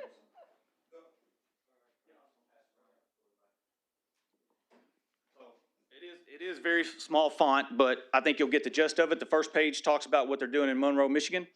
I can actually be happy to share a link with you all. You can go on and look at it, but Little Rock Police Department will have one of these portals set up as well for our community to be able to go there and look. We've already put all of our policies online, so we are making headway. And when we do this, we always make sure we're consulting with IT, because we want to make sure the city's IT current infrastructure can support what we're trying to do to make sure it's easy to navigate. So while parts of the city's website are great, there's other parts that continue to got to improve. We work very closely with IT and take their input. We're CJIS compliant with all of our vendors and everything that we do. We follow the current procurement guidelines that are already established within the city. Everything this ordinance says, we are already doing. So I just don't think it's necessary to codify anything that we're already doing. And our policies are already there that pretty much establish what we're supposed to do. Director Miller. Thank you, Mayor. And thanks, Chief, for the presentation. Yes, sir. I receive phone calls a lot from individuals, talk about how's the real-time crime center work, what's the technology. I encourage everyone, put your cameras, register your cameras, give our LRPD the tools they need to serve and protect. I think that's extremely important. Obviously, there's a trust issue with some members of the community, and so I certainly want you to be proactive in trying to reach these individuals that have that skepticism. I was certainly in favor of this ordinance, but hearing you make your presentation that you're not in favor of it puts me sort of in a crossroads. But the people that don't trust the LRPD, you got to be more aggressive with these folks. You got to engage them more. When we, for example, voted for the Downtown Ambassadors Program, we didn't ask them for reports. They give these reports on a regular basis, what they're doing, how they're engaging with people, how much trash they're picking up. They do that and give that information to this board. We need you to be more proactive with giving us this information and certainly supporting or reaching out to those people who have skepticism about what you're doing. I think it's extremely important. Hear you say you're doing this already kind of makes me wonder, well, what's wrong with putting it in writing? But I'm sort of mixed on this, Chief. Totally understand. Yeah, and so I think you really got to reach out more to the public to try to get them more engaged on this. So, yeah, it is a challenge, but you go to quarterly meetings like I do. We post those on our platforms. We post them out there a lot. Same individuals show up all the time. We spread the word. The mayor and I have both spoke at many events till we're blue in the face about our technology. When the sales tax is going on, I went to every one of the meetings, stood up in front of those folks and talked about everything that we're doing. I've given several tours to the Real-Time Crime Center, various organizations, faith-based, activist groups. Several people have come through there. We put the message out there. So we're exploring. I agree with you. We've got to push more information out. And we're working on that. But again, it's how much do you do it? How do you tailor the message? Because I can put a lot out there. I can overwhelm you with data. I can put so much out there you wouldn't even know what you were looking at. So it's figuring out what's that message? What does it look like? What would be important? Because I know part of the ordinance was talking about, what's the technology being used and the cost. Well, I put that in my budget analysis every year. It was there. It talked about the dollar amount. Here's what we're doing. Here's how it is. So that's already out there. But as we go to these quarterly meetings or I speak at neighborhood groups, I talk about this openly. Ask people, ask questions. If you're not sure what it is, let us know. We'll be happy to give you more. I sent my people out. My team goes out. They went out to the quarterly meetings for months. And it got to where nobody asked questions. So then it got to me where I have to be good stewards of taxpayer money. I don't want to pay overtime if people aren't going to ask questions. I can fully answer questions. My command staff can answer questions. But when we bring the team in and nobody's getting asked, I'm really costing the city money because now I'm having to pay overtime just to have somebody there to answer questions. Nobody's asking questions. So I do understand it. We're figuring out how to figure out that message. How do we put it out there? How do we put it more on our websites? What platforms? So it's trying to figure out the tailor the message. And I'm open to discussing how we do that, how we go for it. We're working with IT and figuring out what we can do, but I don't want to crash the IT system either. We're trying to figure out what we put on there. So, but I understand what you're saying, and I agree with you. Thanks, Chief.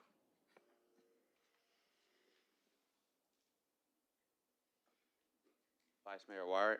Thank you. Chief, I read this information that came through and I went out to the Little Rock website and pulled up all your general order information for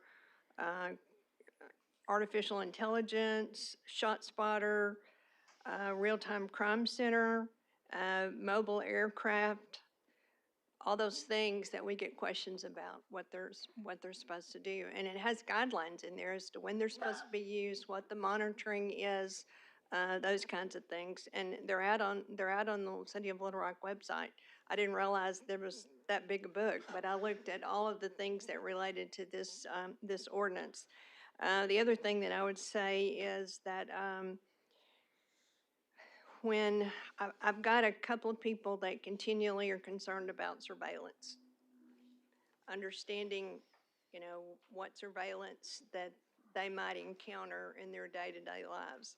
And what they're seeing is on the internet, different artificial intelligence sites that are putting out information about the police department and what they're doing. And it's not anything like what you have in your general orders or your processes. They're concerned that maybe you're looking at more than what you should. For instance, the license plate reader. Nobody's sitting there looking at the license plate reader unless there is a full investigation in charge. How many vehicles would you say go through your license plate readers on a daily basis? You know, that's a great question. I could tell you, just from knowing from previous FOIs and things like that, if I was to do a run for 150 days on the LPRs, data and everything like that, it would be in the millions that go through there. How much time are you spending looking at all of those license plates that come through there? So I don't have a staff enough. I would have to hire probably additional 40 to 50 people just to sit and look at those all day. It's not, you know, we get alerts, reference to stolen vehicles, wanted individuals, missing persons, endangered persons, kidnappings, those type things that hit on the LPR. And when they do, we'll look and see if it's in the vicinity, because we can see LPRs with other folks that are in the Flock network within our community, whether it be North Little Rock, us, and some of the other ones around the state. And if it's a minor misdemeanor thing, 9 times out of 10, they're not even calling it out. But if it is a stolen vehicle, if it's a violent felony, if it's somebody that's been missing, kidnapped, yes, that's going to be put out over the radio that a car just went through this intersection and triggered the LPR, because we're obligated. That's for public safety. And I think the idea behind surveillance is really a very misleading term when we look at it. Surveillance. Surveillance is not what I think what it is today. Our cameras are put in. They're transparently put out. They're out in the open. They're not hidden. They're there. So they're public safety cameras. They're designed to be put into areas that we've had problems to monitor the public safety. Our LPRs are there for reasons, for vehicles that are wanted or stolen and things like that. And I can tell you that the reason why we've seen our crime rates drop is contributed to some of the advancements we've done in technology. I mean, we've had a lot of great work, but it's contributed to where we're at today. The other thing was the shot spotter. People were saying that there was video on the shot spotter and that you could hear conversation. And I've determined that's not true. No, we don't have video. There is no video attached to ShotSpotter. I've been to the crime center, and so I've been through all these questions that trying to answer. But I think what hurts us is as I said, the artificial intelligence news that comes out, and it talks about the surveillance piece. You know, people are watching you all the time, those kinds of things. And so that particular information, I think if it gets out exactly what you're doing with it, I think that would be helpful. Well, I think when you look at emerging, crime is ever changing. And the threats that are facing not only law enforcement, but our communities across this country in the coming years are very different than what we know now. And when you see AI type initiated crimes, cyber crimes, you know, the ever presence of the fentanyl crisis and synthetic drugs, all these things, cyber extortion, these things are going to become more prevalent in our world that's coming. The technology is not going away. As a matter of fact, it's going to speed up very rapidly. And agencies that aren't set to handle this, you're going to be ill-equipped to deal with the challenges that are going to face your community as we move forward. And it's important for us as we implement these things. Yes, we need to have conversations. We need to hey, these are some tools we have out here to protect our community. You know, I don't have the manpower to sit around and watch cameras all day long looking at who's moving. Honestly, I could really care less who's moving around. We're there to stop crime, prevent crime, help our investigations, and protect our community. The drones were the last thing that was sent to me about what the drones' capabilities are and how they're being misused for surveillance. But I looked at your policy, and there's a specific protocol that has to be done anytime a drone is operated. Yeah, It takes special approval. in have to have order do approval. that. We have to have people with certified pilot's license. There's logs when they have to fly them. They're required to follow training hours. I mean, it's very strict and very laid out Right. how our program is set up.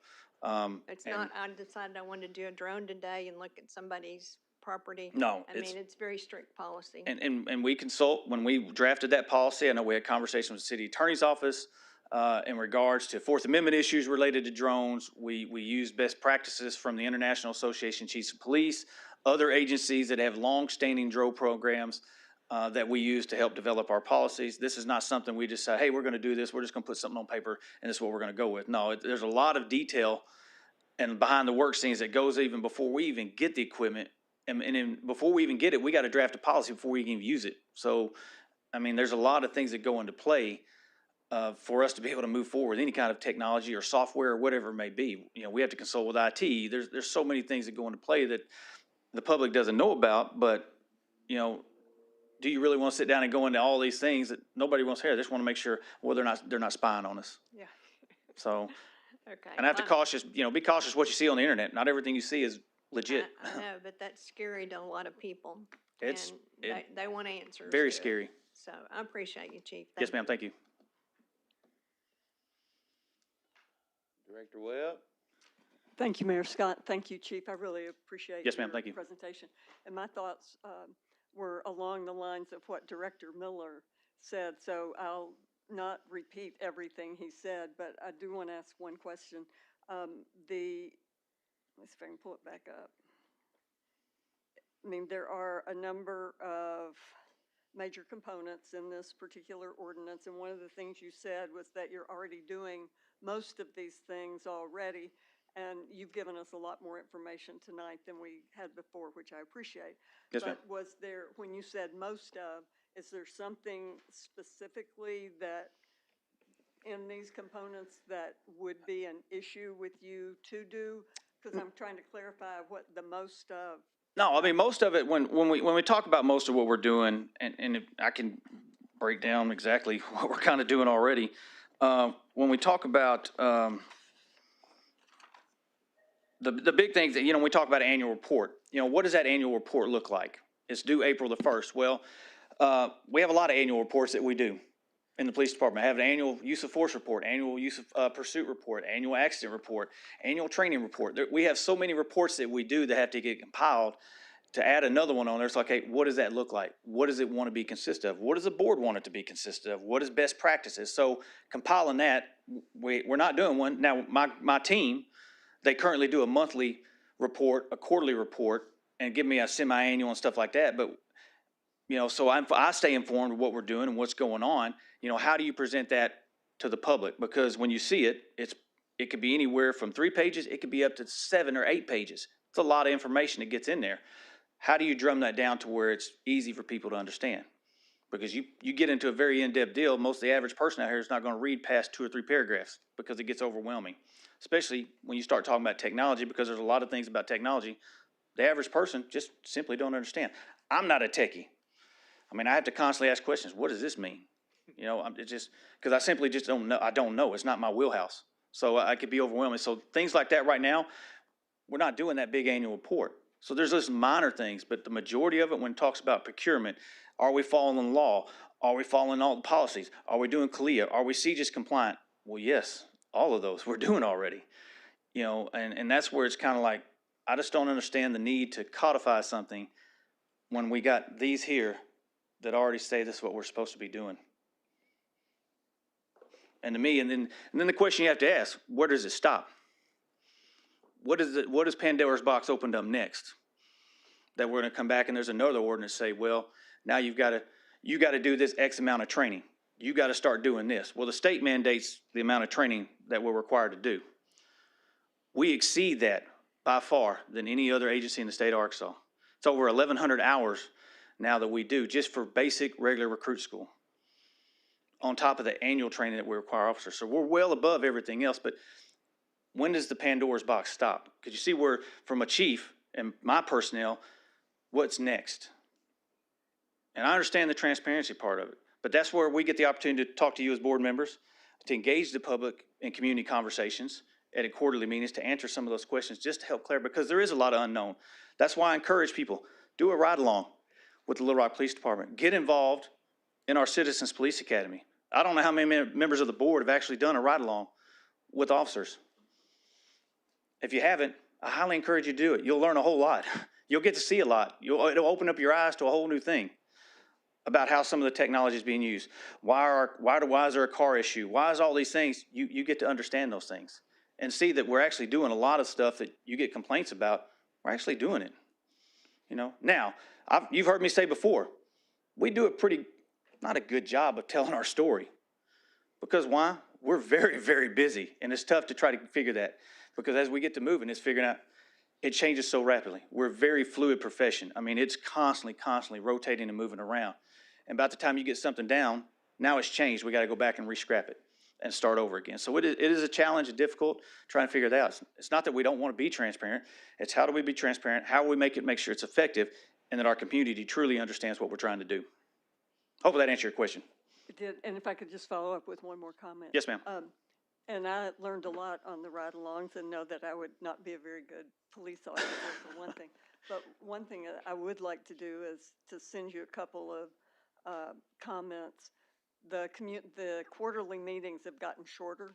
Yeah. And I don't mind short meetings, but we get a little bit less information, and I think it could be helpful if we could get a little bit more. And I have some specific things that we used to get that we don't get anymore, and if I could send them to you and ask that they be included. Most definitely. I would appreciate it. Most definitely. Send them. I mean, if there's stuff that won't, by all means, please let us know, because we will definitely make sure it's put in there.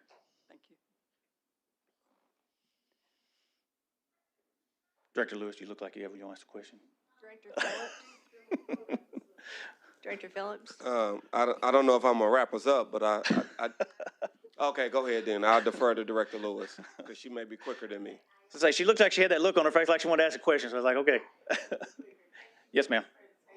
Hold on, wait on her to get your microphone on, Director Lewis. Can you hear me now? Yes, ma'am.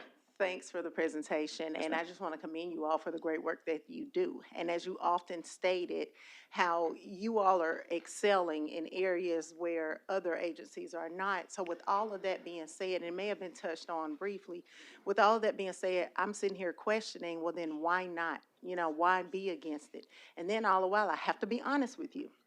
We have someone viewing, and I am getting messages as you're speaking saying, it's not you personally, but as great as we are, there's still room for improvement. There are 100%. some times where requests have been made wanting officers, wanting chiefs and assistant chiefs to come to their meetings, and they're not being heard. Yeah. There have been times where they have done the ride-alongs and then expressed opinions, given their thoughts, their feedback, not being heard. So I have to do justice and let this neighbor understand that I am putting her concerns forward, but all the while you state all the good, and while we know there's good, there's still room for improvement. So back to my first question is, what does it hurt? If we're already doing the work, then why be against it? I just say this again, I just don't support it. I don't see the need to codify something that we're already doing.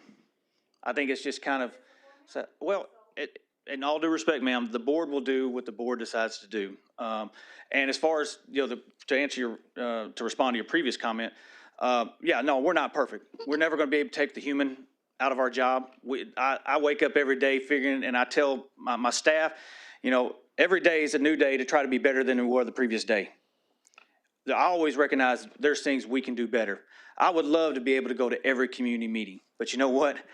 I'm a husband. I'm a father.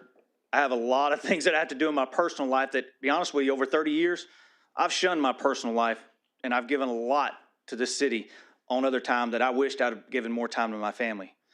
But there's definitely things that we can improve on. We are not perfect. We have a lot of work to do. I tell the mayor that every Tuesday when he and I meet. He says, you're doing a great job. I said, well, sir, we have a lot of work still left to do. And I acknowledge that. We have a lot to do. I know we still have a lot of building to do with trust within our community, because a lot of it is historical. Way before me, some of it while I've been here, we have a lot of work to do. But I've never lost sight of the fact that everybody in this community has a role in public safety. It's not just the police department. you know?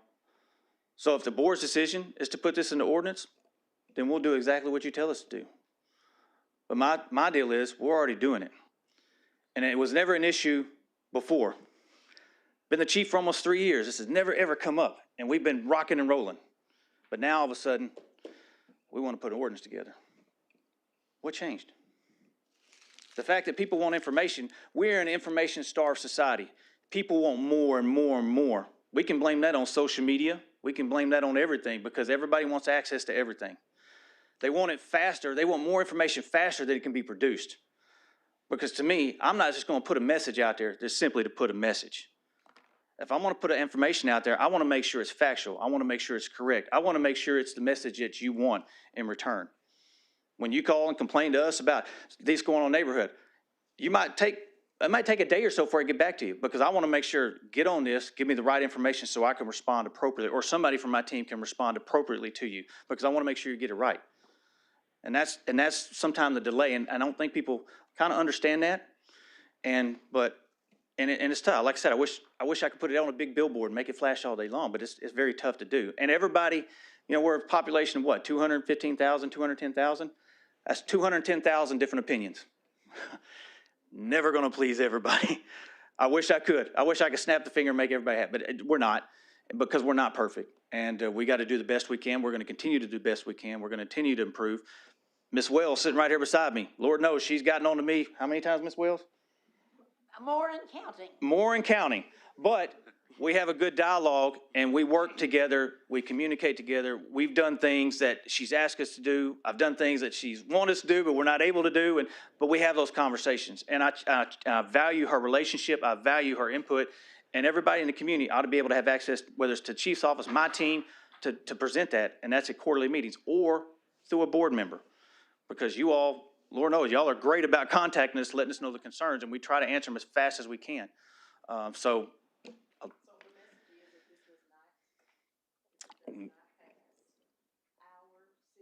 Are to still reach out.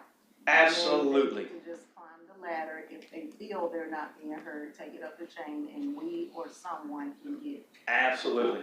I think it's important that you turn your mic on. Well, I can't do that. That was great. No, I think all of the board members, every one of you have contacted me about an issue in the community at one point or another. I think we've responded.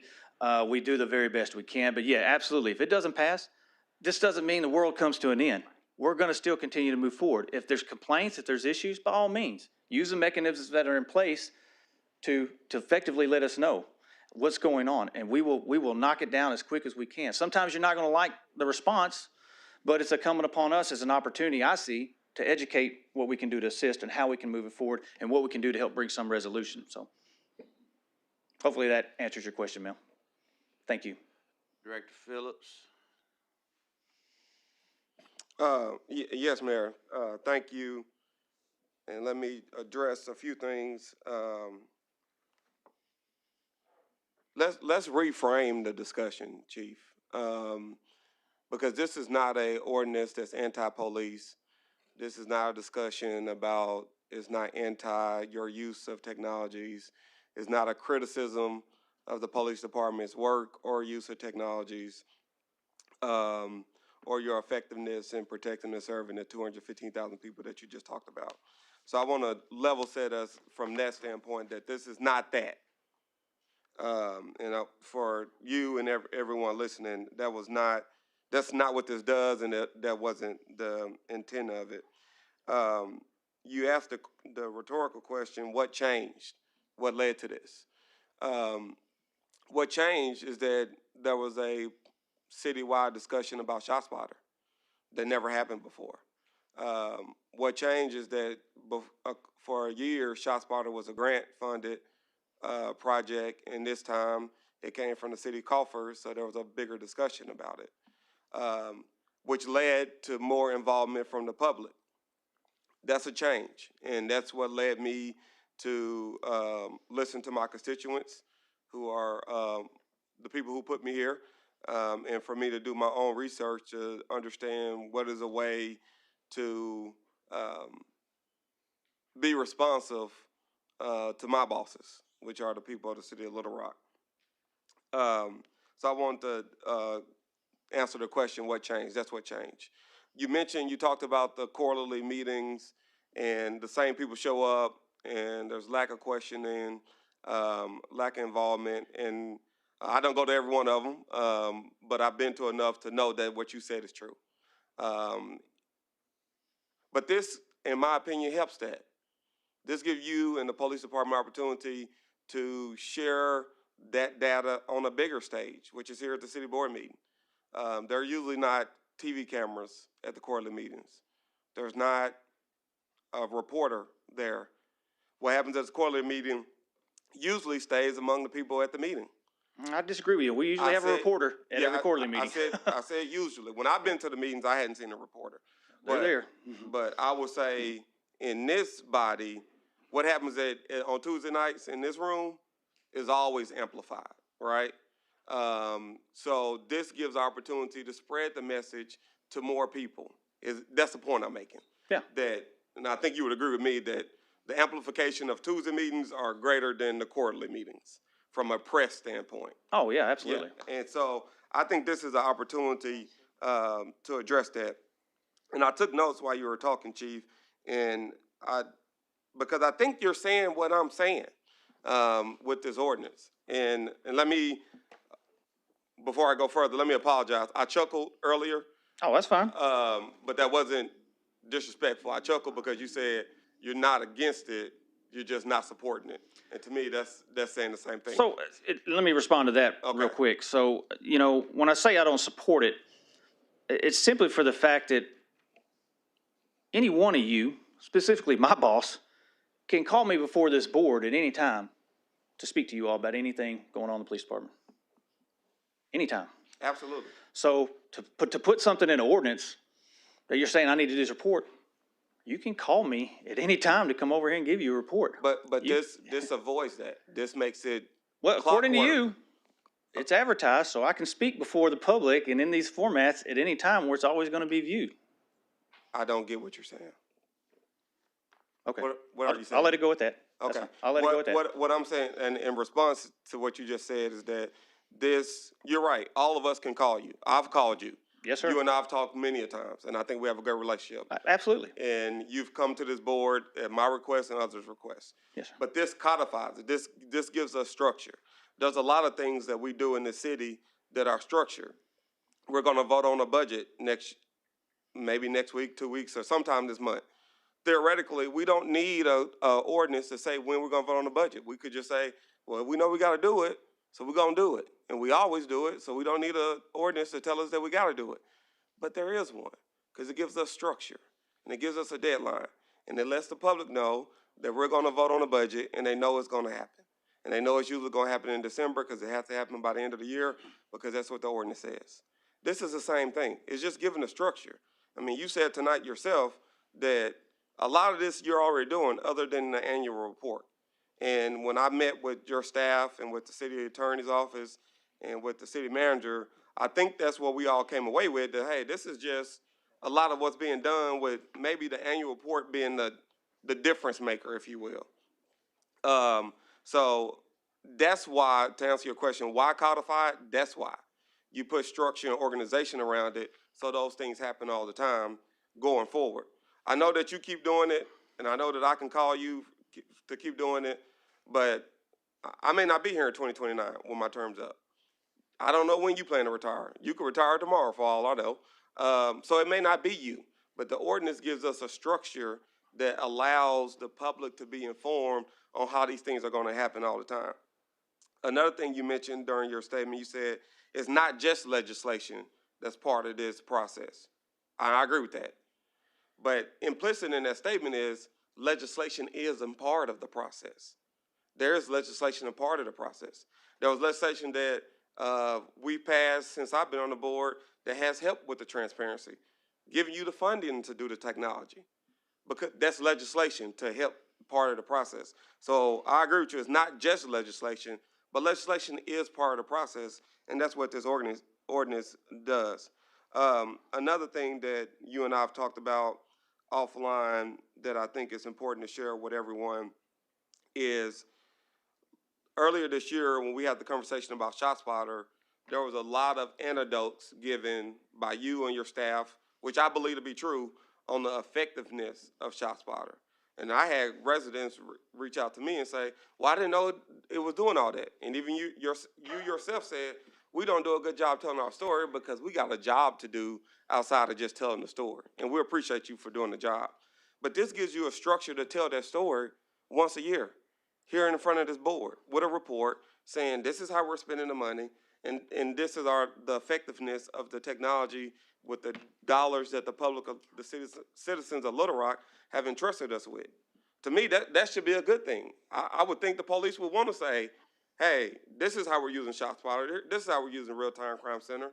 Not to compromise any investigation, but tell those stories, so that's part of the trust building process.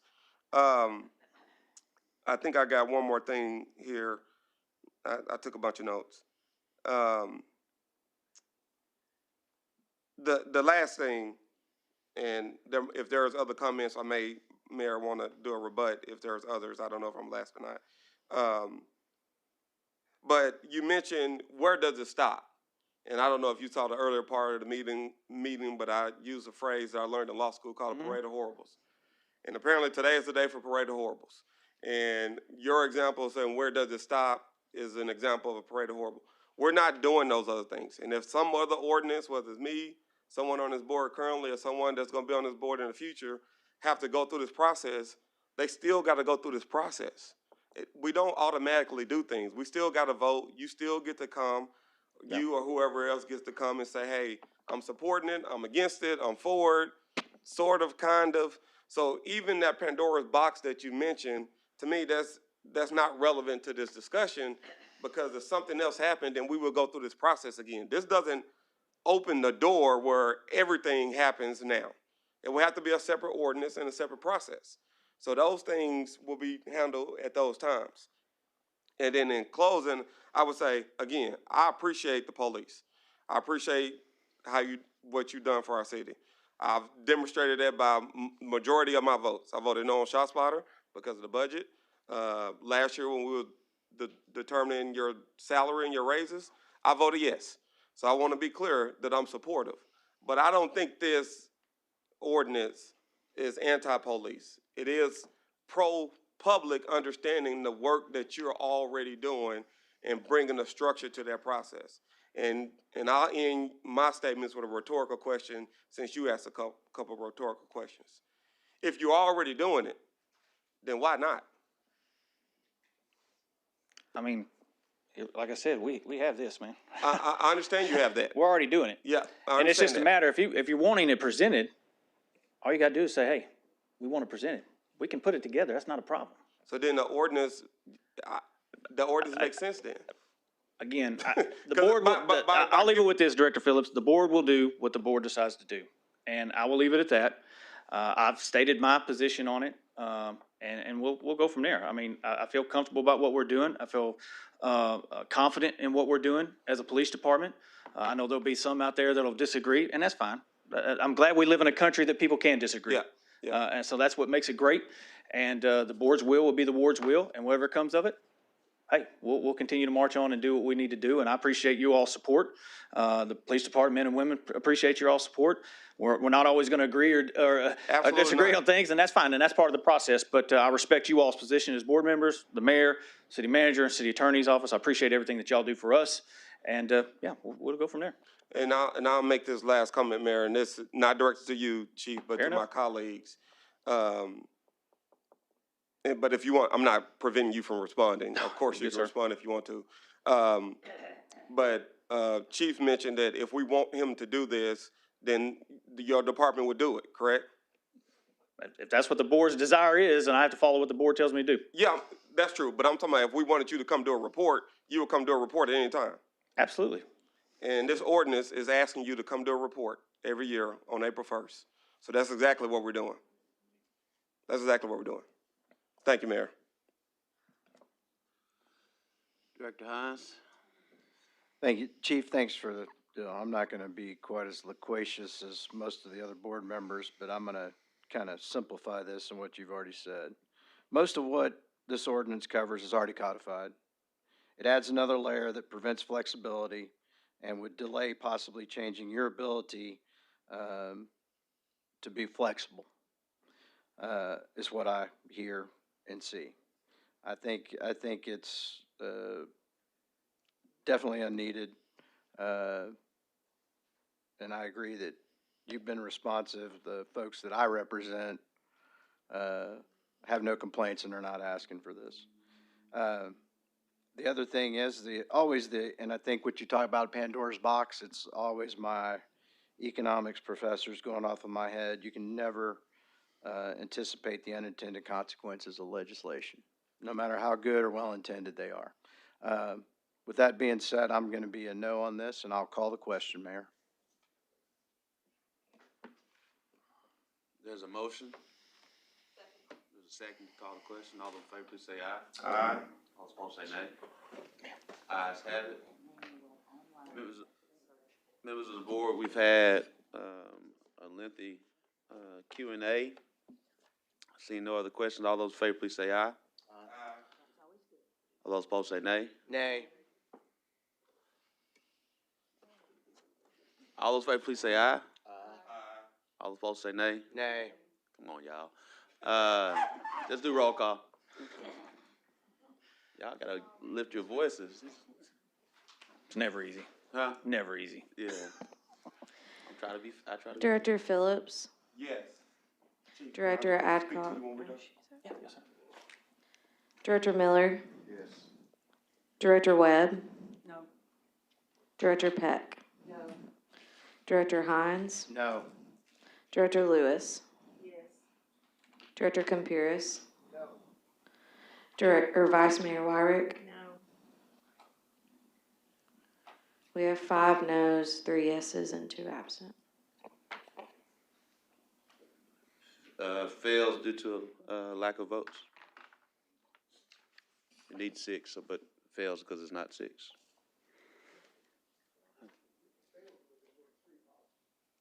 No, it fails because of lack of votes. I mean, you gotta have the 6 to pass. Yeah. Mayor, can I ask a Yes. question for the city attorney about different matters before we go to Yes. executive session? Well, we still got M1, but yeah. Oh, I'm sorry. Madam Clerk, if you'll read M1.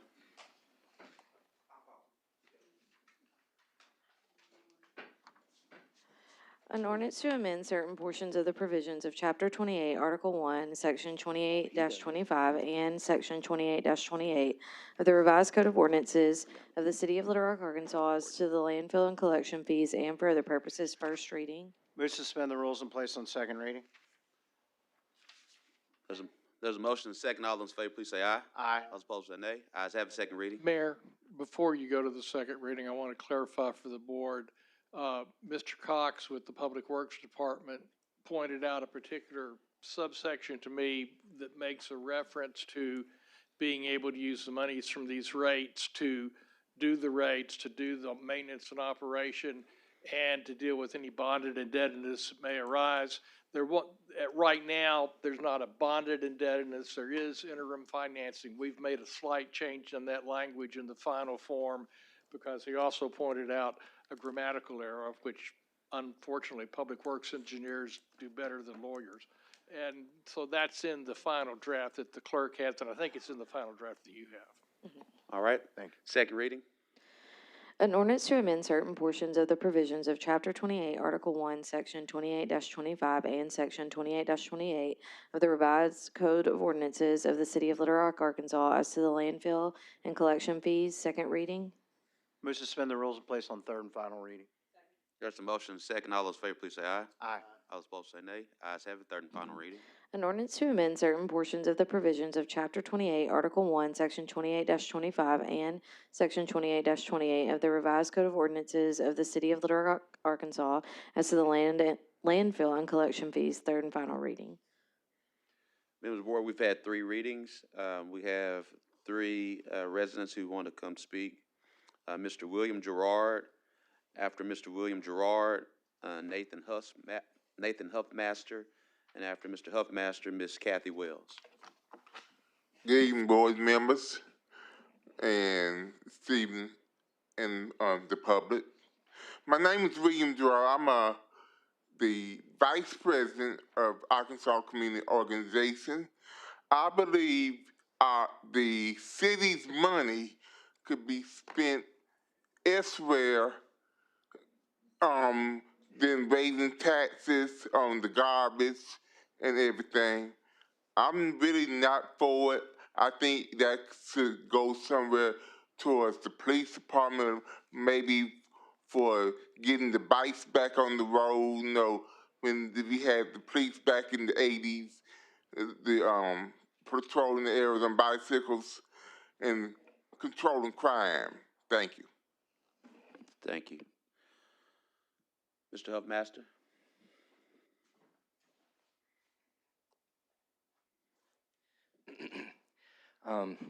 Yeah, I was here to speak against it as well as a member of Arkansas community organizations. We understand there may be a need for an increase in these fares, but ages ago, earlier tonight, we did bring up the housing crisis.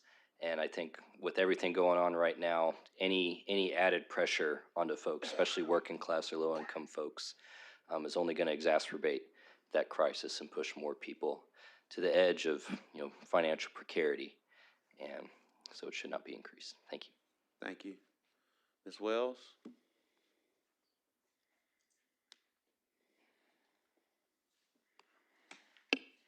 Good evening. Pardon the cold in my throat.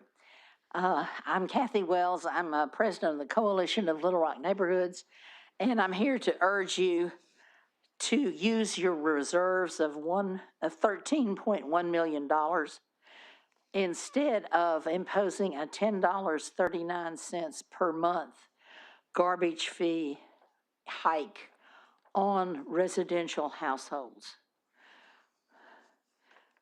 There were slips and trips that brought us to this point. We need to treat this as a true disaster for the low-income households of our community. If you do impose this on top of the same three-part bill that has seen increases in the water bill and the sewer bill along with this one, which we've not yet seen the grand total. There's supposed to be forthcoming, but I'm looking for that. Then you will see low-income families made homeless, and you need to consider that carefully. Please find another way to buy a new fleet of 6-year-old worn-out garbage trucks. You've got $13.1 million. I've not yet been able to get the consultant's report, so I'm not sure what the total was given for the price tag on replacing the fleet. You may well know that. Let's discuss that. But turn a bad government decision into a good government policy. Find another way. Thank you. Director Peck? Thank you. Could I ask Grant or Manish to come? Yes, Manish, thank you. Manish? Good evening. What would happen if we did not do this? I think, Mayor, you heard me say we've got to do this after the presentation because I feel like it's absolutely necessary. What would happen? Is there any other iteration It's or anything based that we off of, could I want do? to, just one clarity, it's based off of, we have to come before every 5 years. That's the industry standard. So we came before you in 2020, and so we got to come every 5 years. So it'll be back again in 2030. Yes. So good evening. Thanks for the opportunity to talk about this.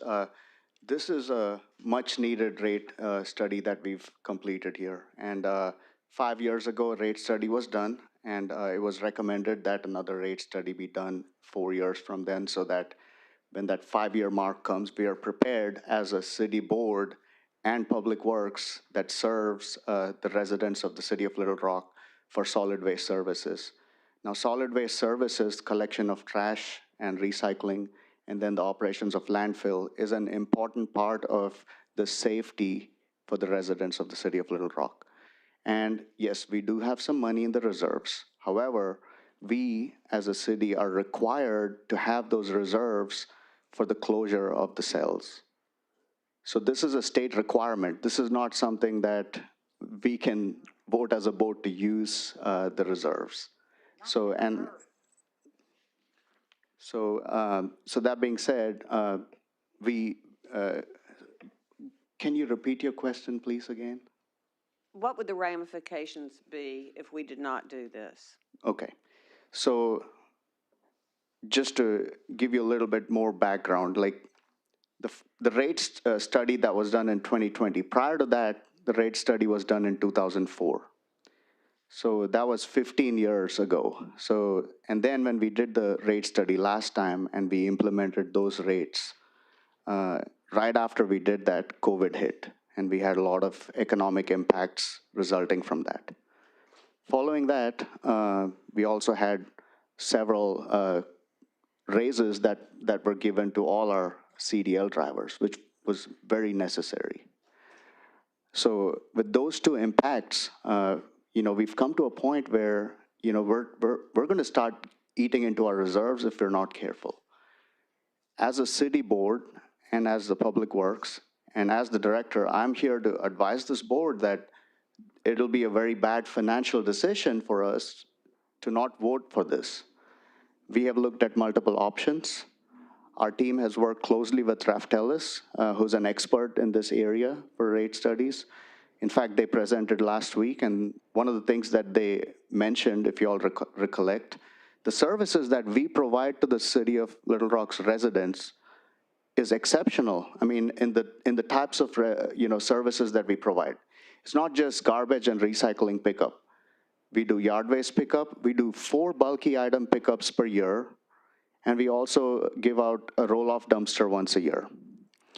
Now, I would also like to mention that in 2020, after the new rates went into effect, in 2022, a decision was made to increase the number of bulky item pickups from 1 to 4. So every household can avail 4 bulky item pickups per year at no additional cost. So we took on an additional burden by doing that as well. So with that being said, we've worked with Raftelis. Grant and his team have worked extremely hard on this. I also want to talk about, like, when Grant and I started together as assistant directors in 2023, we started working alongside John, learning the ropes, working with this board. And we started looking at different areas where we really need to improve things. So the first thing we looked at was something that will immediately give us some relief without affecting the residents of the city of Little Rock. We looked at a tipping fee increase. And I commend Grant for coming to the board. He made a presentation on January 30th last year. And then following that in February, this board voted to increase the tipping fee. The next step was for us to start looking at a rate study. As you all recollect, there have been several discussions, several questions that have come up about our fleet, our aging fleet, our missed garbage pickups, and we take responsibility for that. But our consultant has shown a clear correlation between the age of our fleet and the missed garbage pickups. So what did we do next? We looked at a routing software. And that we're reviewing contracts right now. We're about to put that into effect as soon as the contracts are done. What that's going to help us do, and that's included in this new rate that we're proposing.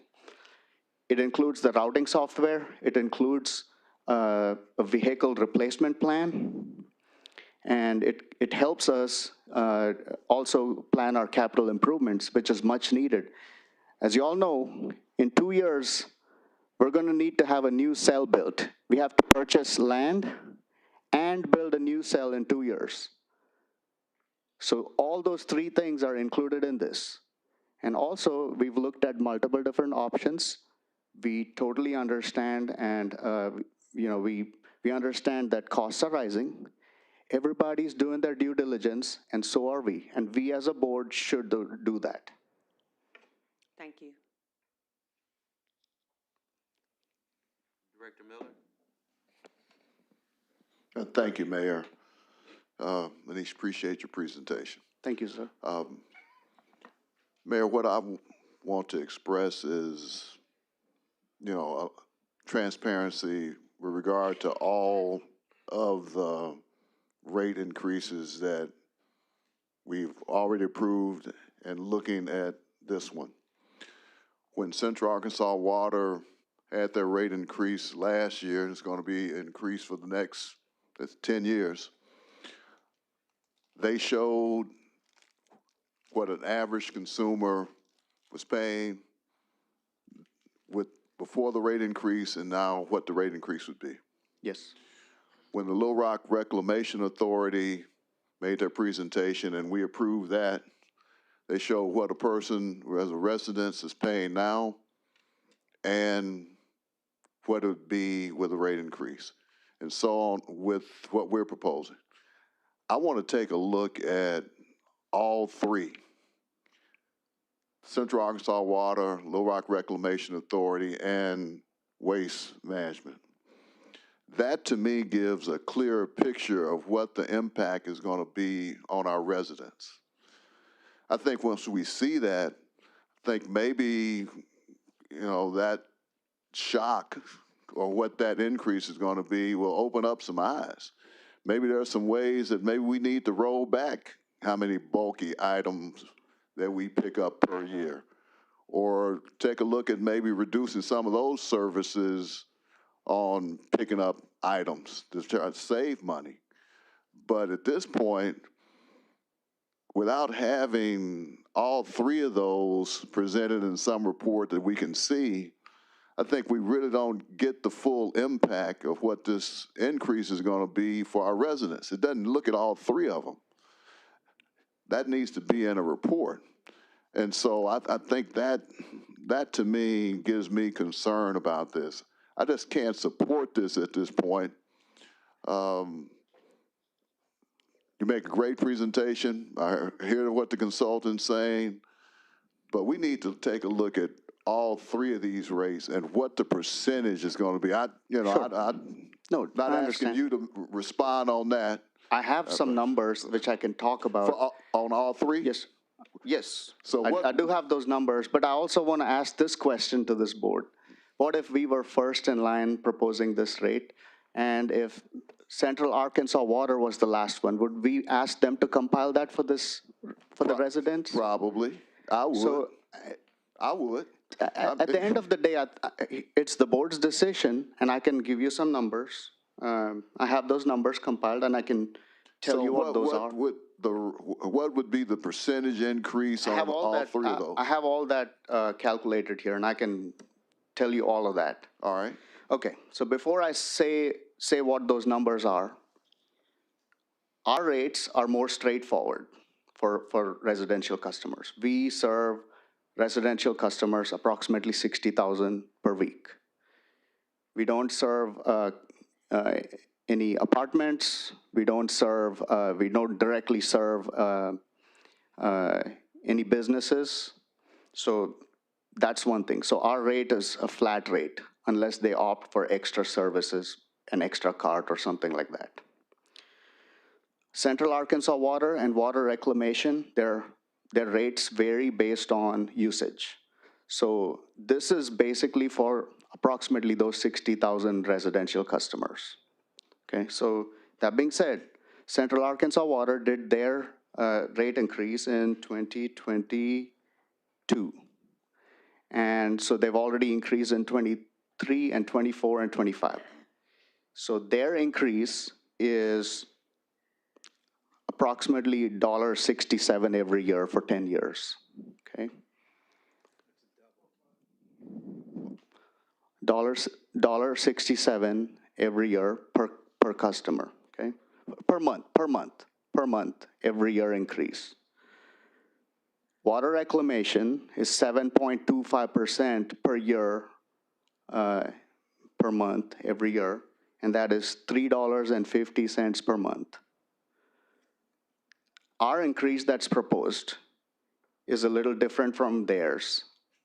Our proposal is to increase the first year by $10.39. Okay, so that's a 35% increase. Following that, for the next 4 years, we're proposing $2 a month increase for those 4 years. So what that means is, for the average resident, based on the numbers that Water Reclamation and Central Arkansas Water put out there, the increase in the first year is going to be approximately $15 a month, which is 16.68%. Following that, second, third, fourth, and fifth years, it's approximately somewhere between 6 and 6.5% increase every year, which is approximately $7 a year, $7 a month per year. So, yes. So we are doing what we're supposed to do. And I request this board for its support because this is a decision that we're making in good faith for the public. And if we don't make that decision now, we're kicking the can down the road. We're not helping ourselves. We're not helping our residents. I have 100% empathy. I totally understand how it is. Times are difficult. I totally understand that. And I don't want us to be portrayed as a department that's trying to gouge our residents. I want to make that clear. We want to do better. We don't want to reduce any of our services by any means. No, I think our residents love what we provide.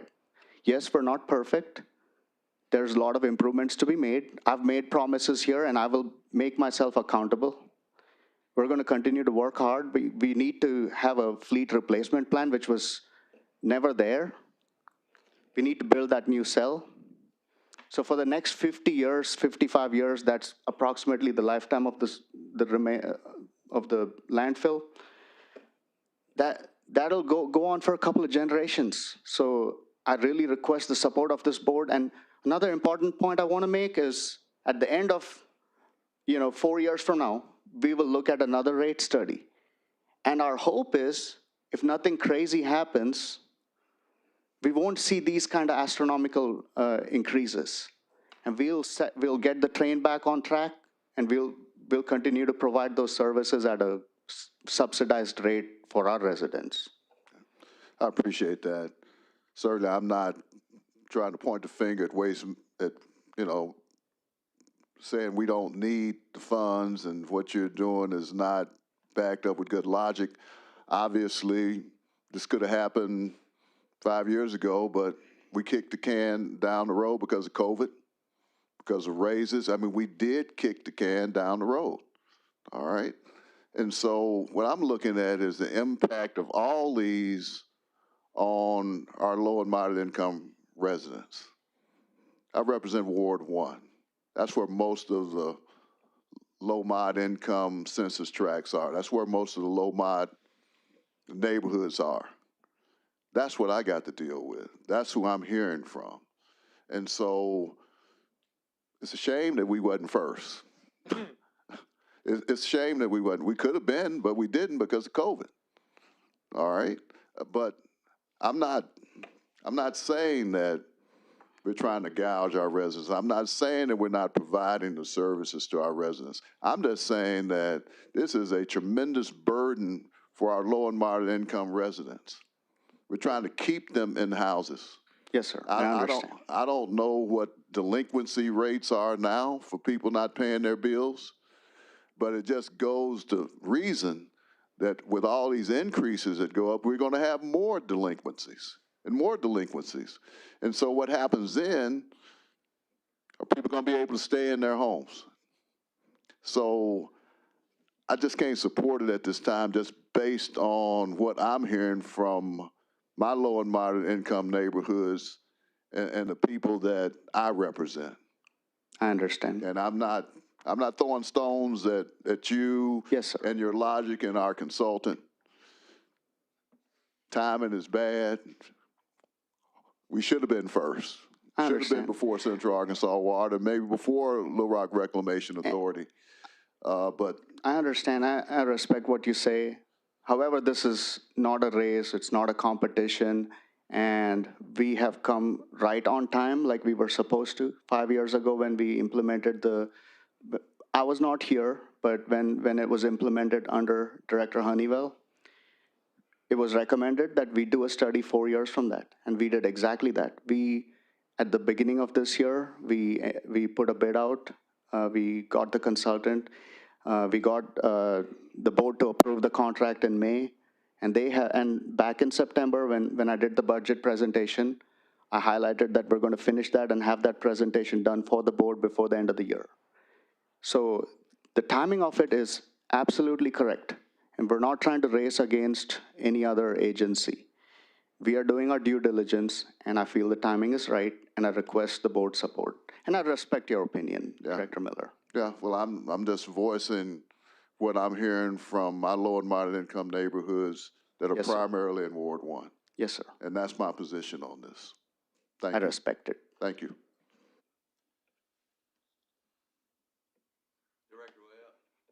Thank you, Mayor Scott.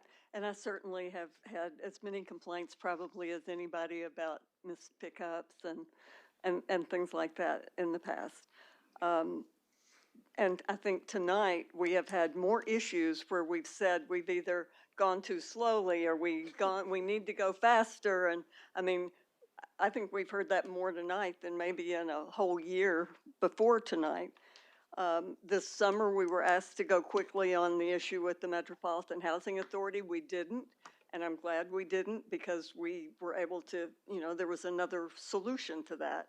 Tonight, we deferred something for 2 weeks. In spite of all the complaints that I have had, I'm not prepared to say yes to this tonight either because of the impact that it would have on so many Little Rock families right now who are really having a tough time. But we have 2 more weeks.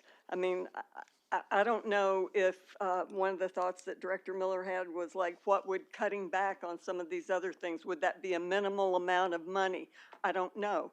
But I would like to know how much money that would generate. That would be minimal. I don't have the numbers with me, but that would be very minimal. I will say one thing, members of the board, you all advocated that we give those services, and taking away bulky items to residents will create more harm than any of you all intended to each of you all individually.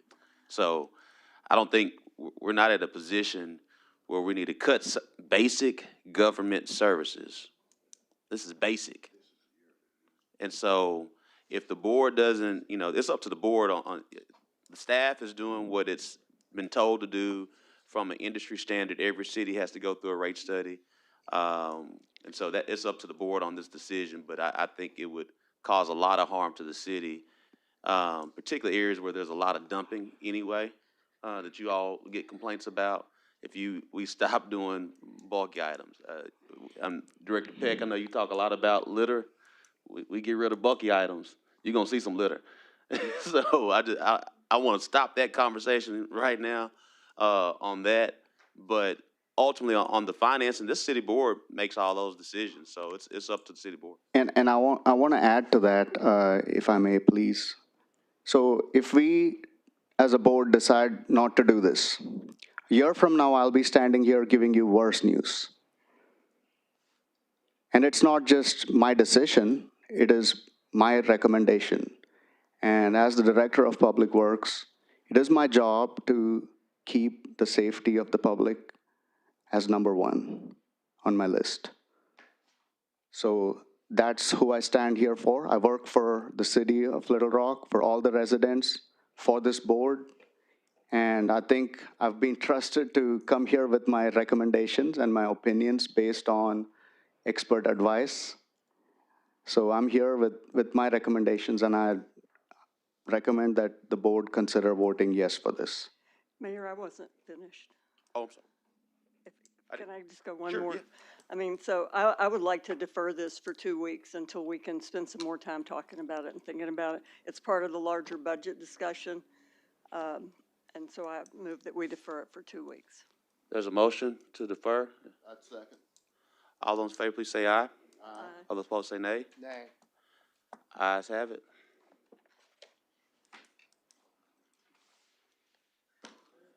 All right, Director Campiris. I appreciate waiting 2 weeks, and I was off for 2 weeks before, and I voted for 2 weeks this time. But I think as you think about this for 2 weeks, you can't build a cell, You can't get new trucks. You can't have trucks blow up. You can't have no trucks to work. You can't have people that call Kathy and I can have people call unless we do these things. And we want to send him out to war with no armament, no bullets, and the only thing they have is what Kathy says is $13 million in the reserve. So in this 2 weeks, I think you can look at the $13 million. I think what you're going to come back and tell me is I have this much reserve and it really is not going to make any difference. But do that. But I'm going to vote for, I'd vote for it tonight. I'll vote for it in 2 weeks because it is the correct fiduciary responsibility. And that's that old Fram oil commercial. You pay me now or you pay me later. And if we don't do this, we're going to be back here in a year and we're going to say, my God, why didn't we do it then when it was cheaper and we had more trucks and we weren't paying for repairs and we weren't doing all the crazy things we asked you to do? You can't run an efficient service without the correct things.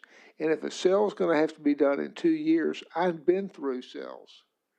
BJ and I've been through cells building them. No one else has. And they're expensive. They never come in budget. They never do what they're supposed to do. And now that we know that we're subsidizing all the communities around with our tipping fees, we need to figure, this is something we need to figure out. So I will be supportive in 2 weeks. Look at the $13 million that Kathy wants you to look at, but let's get this thing done. Yes, sir. And one clarification, Director Computers, and clarification to Ms. Wells, and this is the 13.1 is the City of Little Rock's reserve, and that 13.1 is dedicated based off of city ordinance for disasters. We don't tap it. Oh, okay. So that's number one. There is a reserve in Public Works, and it's not 13.1. What's that reserve in Public? I don't have that number. Yeah. But long story short, that reserve in Public Works, I don't know if it's Nick is here, but it's a couple $1 million, and that reserve is normally utilized for sand for winter, for things.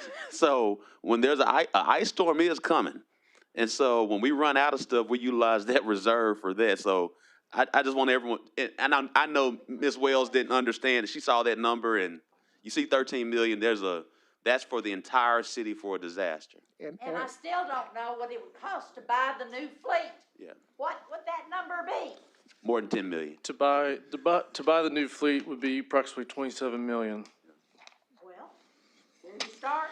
And Stagger the buy. the 13.1 million that you speak of is restricted by the state. Yeah. No, not that one. The rainy day fund. Ms. Wells, We don't have a rainy day fund. 1 second, Ms. Wells. We'll answer your questions. Please have patience. Thank you. So there is no rainy day fund, and I'm here to tell you that by not voting for this, we'll talk about it again in 2 weeks. But what I'm here to echo what Manish said is, in about a year or two from now, we will not have enough money to construct the next cell.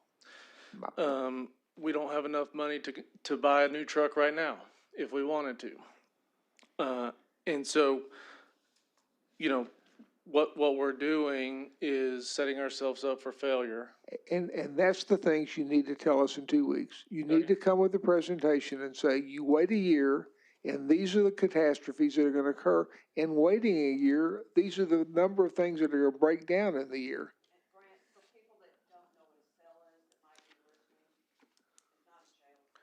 No, yeah, so, basically, right now, we're working in a current cell in the landfill, which is where we dump the trash, and so, once the trash builds up to a certain point, we have to build a new cell to start putting trash, so that becomes a health and safety issue if we don't have a place to put our own city's trash, and right now, we don't have the $10 million that it costs to fund that, and so, by not doing this, this is a health and safety issue.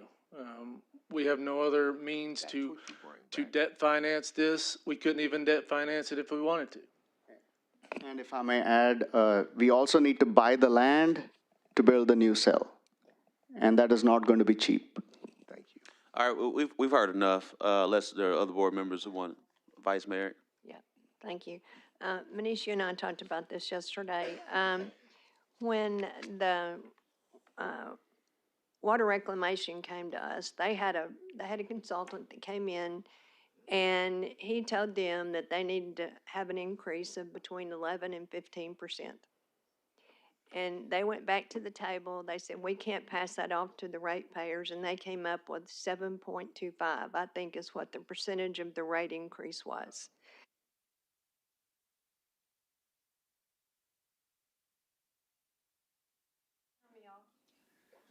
No, I did not. I did not. They telling us to go home? Oh, did the internet go off, the feed? Just keep going. Okay. Manish, okay. I think you said 16.7% increase. So, when. That's all of it, all three together, Central I thought that's Arkansas what yours Water, was. and that's the first year.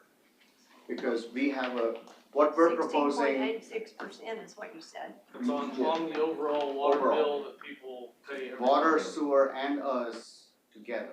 Okay, here's an issue, I think, and that is, we talked about it, and you're putting most of the cost in the first year, which makes the rate be, $10.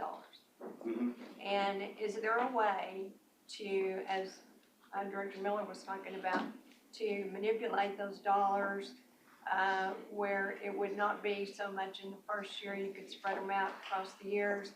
I know you've got $27 million worth of equipment that you need, but that's a big jump for $10 per household. The other thing I wanna say is, if you look at the, 4 pickups per year, we asked for that because we had people that were dumping. They paid for 1 year, and then after that, they wouldn't pay anymore, and they'd start dumping in different places. So I think that saves us a lot by four pickups for bulky items without a charge. But if you'll look at the dollars and see if there's a way to manipulate those through the 5-year period where it's not such a huge impact on the first year. So, yeah, to answer that question, so there is a way to bring the cost down on the first, second, and third year, but what you're doing is you're paying more over the course of 5 years because you're losing the time value of money. So what we're trying to say here is that if you front load it like we've suggested, then you pay a total of $15 over the course of 5 years. But if you want to do $7 this year, $7 next year, and then $2 every year thereafter, then you're going to pay, $18, $20 over the course of 5 years. So by not front loading it like we've suggested, the residents will pay more by the time this is all said and done at the end of 5 years, which is why we made the suggestion that we did. And not only that, but it helps us get our capital assets and needs on the front end because that's when we need them. We don't need them 3 years from now. We need them now, and that's the problem. Okay. And just one more thing, we did get high rates from Raftellus in the beginning because there was a lot of cash funding for our operation, which we in turn went back to them and said, like, $20 increase is not acceptable. We want to debt finance a lot of our operation to get the rates down to a level that's palatable by the public. And so we did that. They came back with a $14 option. We said, that's too high. We want something that's reasonable. So you did work with them, and that's what I was curious to know. We If got you just took we got to 10. their numbers and went with that, or if you really did No. look at it across the board for what we could handle in the city. Yes. Okay, And thank you. if you want to pay less this year, then it's going to be more in 2 or 3 years. Thanks. Appreciate everyone's comments. Thanks to Manesh and Grant. Look, this is fee for service. It's a basic city service that we all have to have for health, safety, public health. I'm fully ready. I fully understand what you're talking about. So just to give you a juxtaposition, at Water Reclamation, we did a 5-year rate increase, and then we didn't do any rate increases for 5 years. That led to a bigger than normal rate increase. If I remember right, 5 years ago, we just took one rate increase. We didn't stagger it over years, correct. right? So we've had literally 4 years of no rate increases on our trash. If you go back and figure it, if we'd been taking rate increases to keep up with inflation and cost of living, we would already be here. It'd be a So the $2 note to, increase. the note to self here is, we've got to grow up and pay for this now, or we're going to be paying a lot more later. And I'm not a big proponent of debt financing that costs us even more money. It's definitely on the front end to front load. It's a big step. But if we would get on the right track, I think what you guys didn't talk about, and I think you ought to bring back to us in 2 weeks, is modernizing our fleet. The efficiencies we get will make us, it will take us less time to pick up garbage. I know that Willie's working on fleet replacement. He's also working on issues at the dump to preserve our equipment so they're not getting beat up, because they don't need to be running across unpaved roads. I know he shared that with you guys, and I know that's included in this. There's a lot of things that we're going to do that future cost should be reduced in efficiency savings. And I think that's maybe one part of the equation you guys need to bring to us so we can see. It looks like a lot, and I get it for some of our lower to moderate income, but also for our lower to moderate income, there are water and sewer federal programs that those low to moderate income can tap to get subsidy for their bills. Now, it doesn't apply, I don't think it applies to solid waste, but it does apply to water and wastewater. I know that Water Reclamation and Central Arkansas Water have those programs, and they get people into them. So I think that the impact's probably not quite as great as you're saying. I'm going to be fully supportive of this. I was ready to vote on it tonight. So, and I'll be voting yes in 2 weeks. So I appreciate it, but maybe that's some other information you can bring to us on the savings from efficiency going forward as to the reason we shouldn't see another big rate increase. We're going to start managing our house like we should have over the last 10 years. And that's done by not kicking the can down the road, and paying as you go is always a little more expensive on the front end, but in the long run, it should save you money. Thank you, Mayor. This is not about this issue, so I don't know if any of my colleagues had any other things. I'll defer to them if they did. If not, okay. My question is for the city attorney. I want clarity as it relates to the MHA board. I know earlier today they brought back someone to us, and the board as a whole said no. And I know we said that Ms. Buchanan continued to remain on that board. Can that happen for eternity? Is there a timeline on how No. long she can remain if we keep rejecting who they send to us? She remains until her successor is chosen, or until she decides to resign or leaves for some other reason, moving out of state. Yeah. But what happens now is, because of this, we will get the letter to the mayor's office tomorrow to inform formally Ms. Jarman that the recommendation was rejected, and they have 30 days to come up with another name. If they don't, then this board appoints them. If they do, then this board has the same 45-day time frame to decide whether to accept them or not. If we do, that's the end of it. If we don't, then we start over again. And that's what I thought, and I want to express concern to my colleagues and to the public who is still watching, that I don't want us to try to wait out MHA from finding a replacement. And I'm concerned that may be the strategy, that if they can't find someone, then we pick it for them. As Director Miller said earlier, they've been in charge of their business. I think he said, get out the kitchen and let them cook. And as the rapper Glorilla said, I said, let her cook. So I want MHA to cook, and we need to get out their kitchen. And I hope that my colleagues are not trying to wait them out so we can pick the person to serve on their board with them when they are a self-appointed board. Because if I understand you correctly, theoretically, if they don't get us someone in 30 days, then that power reverts to the city board, correct? That's correct. And I hope that's not what we're doing, and I want the public to be aware of that possibility.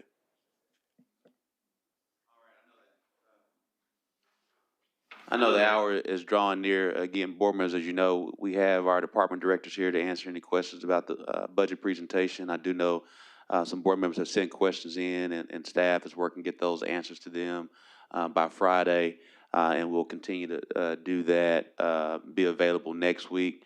We would love to put something on the agenda so we can have this passed before Christmas or before the end of the year. We hope that, but also we have to have the budget passed by the end of the year based off the new state law as well.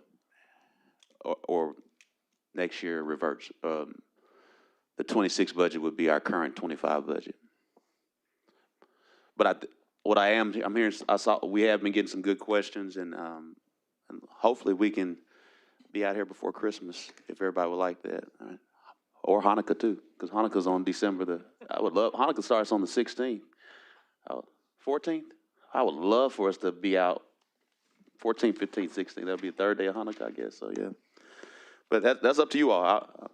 All my family's here, so I'm gonna be here for Christmas, so. All right. Seeing no questions. Oh, we got, motion to, it'll be a very quick executive session. Go to executive session. Actually, I hate for us to walk on it because it's going to be very quick. Is there a way we can't do that technology-wise? No? All right. We got to walk. All right. Be good. We'll be right back.